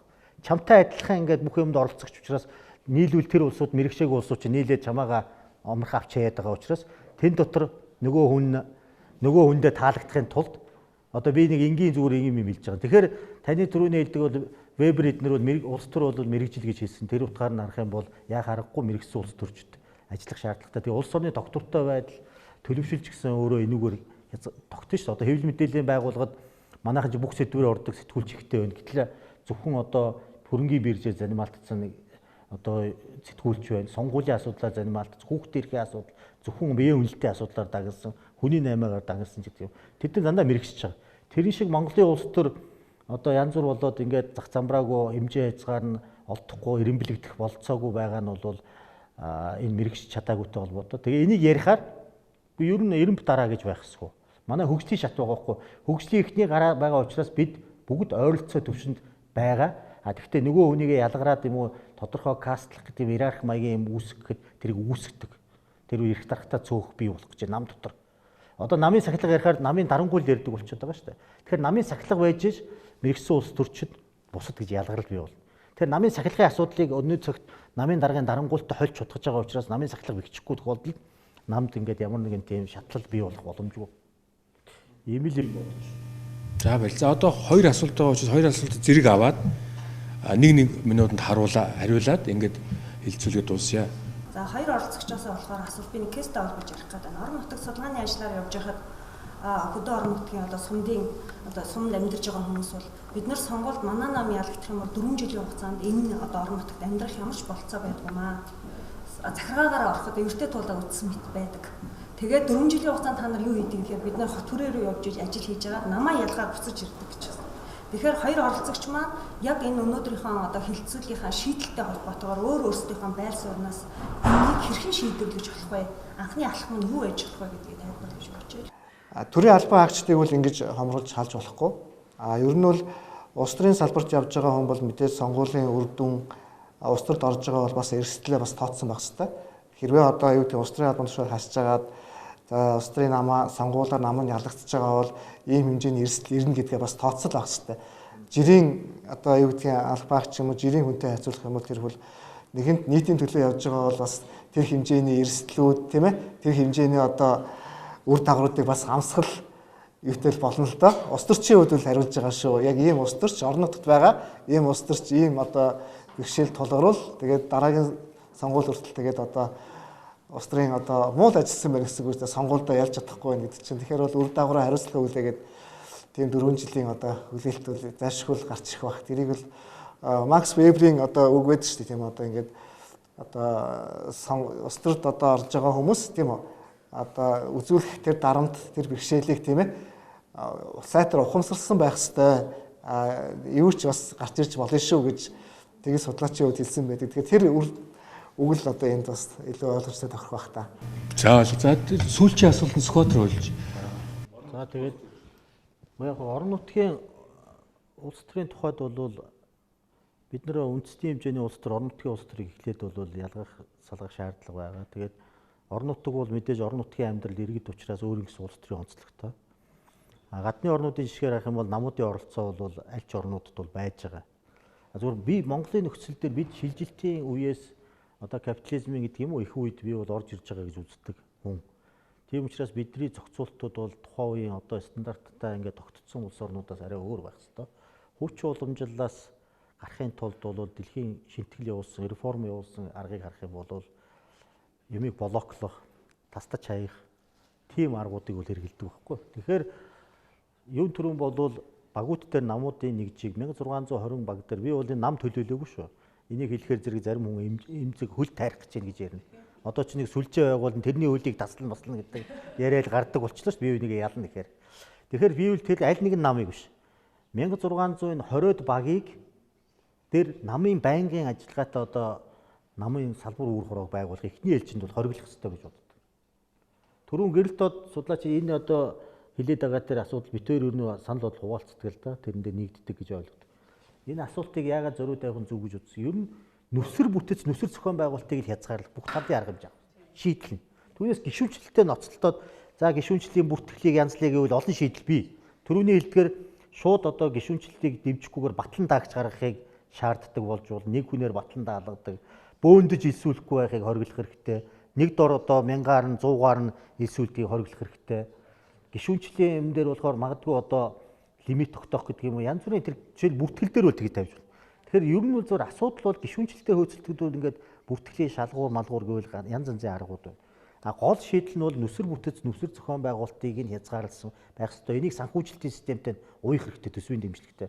Тэгэхгүй бид нэр бүх сум багт үүрэлцсэн намуудын нэгжтэй санхүүжүүлдэг системтэй бол хизээч авилгаас салахгүй гэдгийг би бол дотор нь ажилласан хүний хувьд бол худлаа хэлээд яах. Тэр чинь орон нутгийн албан тушаалыг чинь зархал хэрэгтэй болно. Тэгээд дараагийн эрс шийдвэрийн арга хэмжээ бол манай бидний дээх нь дуустгүй яриан дээр хэлжсэн дараа нь муу оны манай цогтгол эдгээр идэвхтэй ярьсан юм л ганц төмөр бид нар сууж байгаа анх 9 он билүү 10 онд нэг ярьж ирсэн юм байна. Би тэрэн дээр юу гэж хэлжсэн гэвэл сумаас намууд гарах хэрэгтэй гэж би бол бүр гишүүн байхдаа бол чөлөөтэй ярьж болох учраас бүр нам хаваахгүй радикал байр суурь өрөмтөлж. Сумаас ухарч гарах хэрэгтэй гэж. Одоо бол би жоохон болгоомжтой хандж байгаа учраас багаас ихний ээлжинд гарах хэрэгтэй.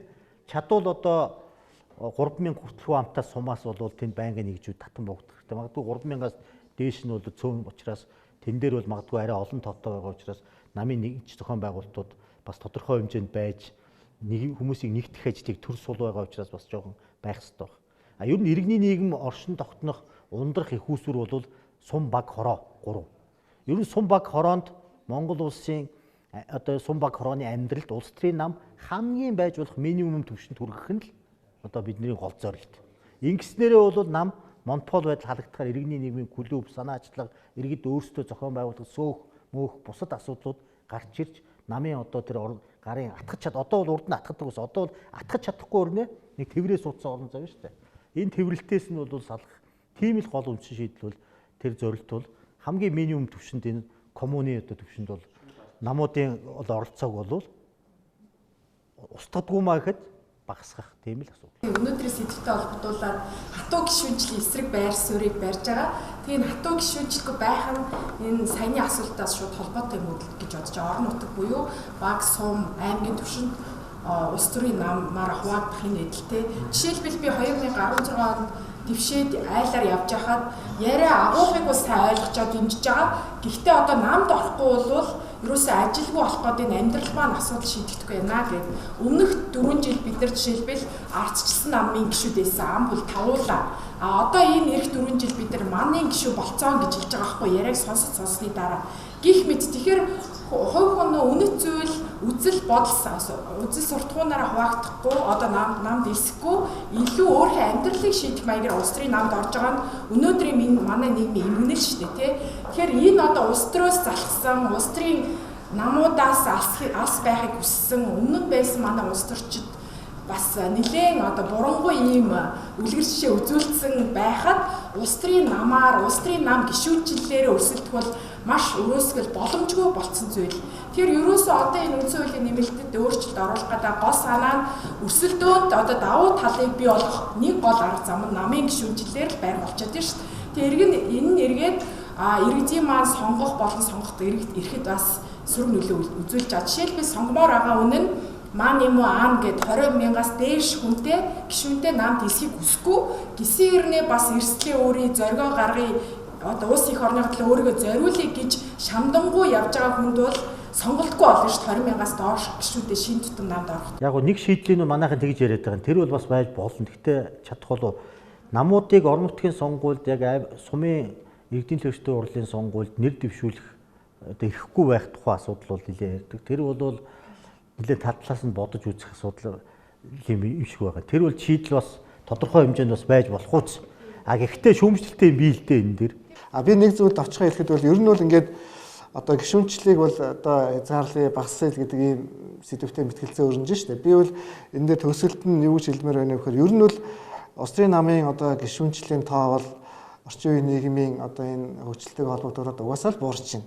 Яагаад гэхээр бүгд л мэдж байгаа орчин үеийн нийгэм бод харьцангуй одоо бие даасан, арцнаал тийм хөв хөвсөс бүрдсэн дундаж давхраг бол угаасаа ингээд одоо хүчтэй болж штэ. Энэ үед бол тийм бие даасан хувийн үзэл бодолтой хүмүүс бол одоо юу гэдгийг нэг аль нэг нам гэхээсээ илүү бие даасан байдлаар сонголтоо хийгээ явдаг ийм л ерэн цаг үед бид орж ийн л та. Тэгэхээр аянда жам ясаараа яг хөө буурч байгаа ийм үзэгдэл байгаа байхгүй. Тэгэхээр харин бүр ингээд байхгүй болчвол нөгөө улс төрийн намын нийгэмд гүйцэтгэх үүрэг чинь сонирн болоод улс төрийн нам цөөхөн хэдэн одоо хүмүүсийн гарт үдчих юм бол бидэнд одоо нөгөө талаасаа бас сөрөг одоо үйлчлэл үзүүлэх халтар гэж харж байгаа юм л да.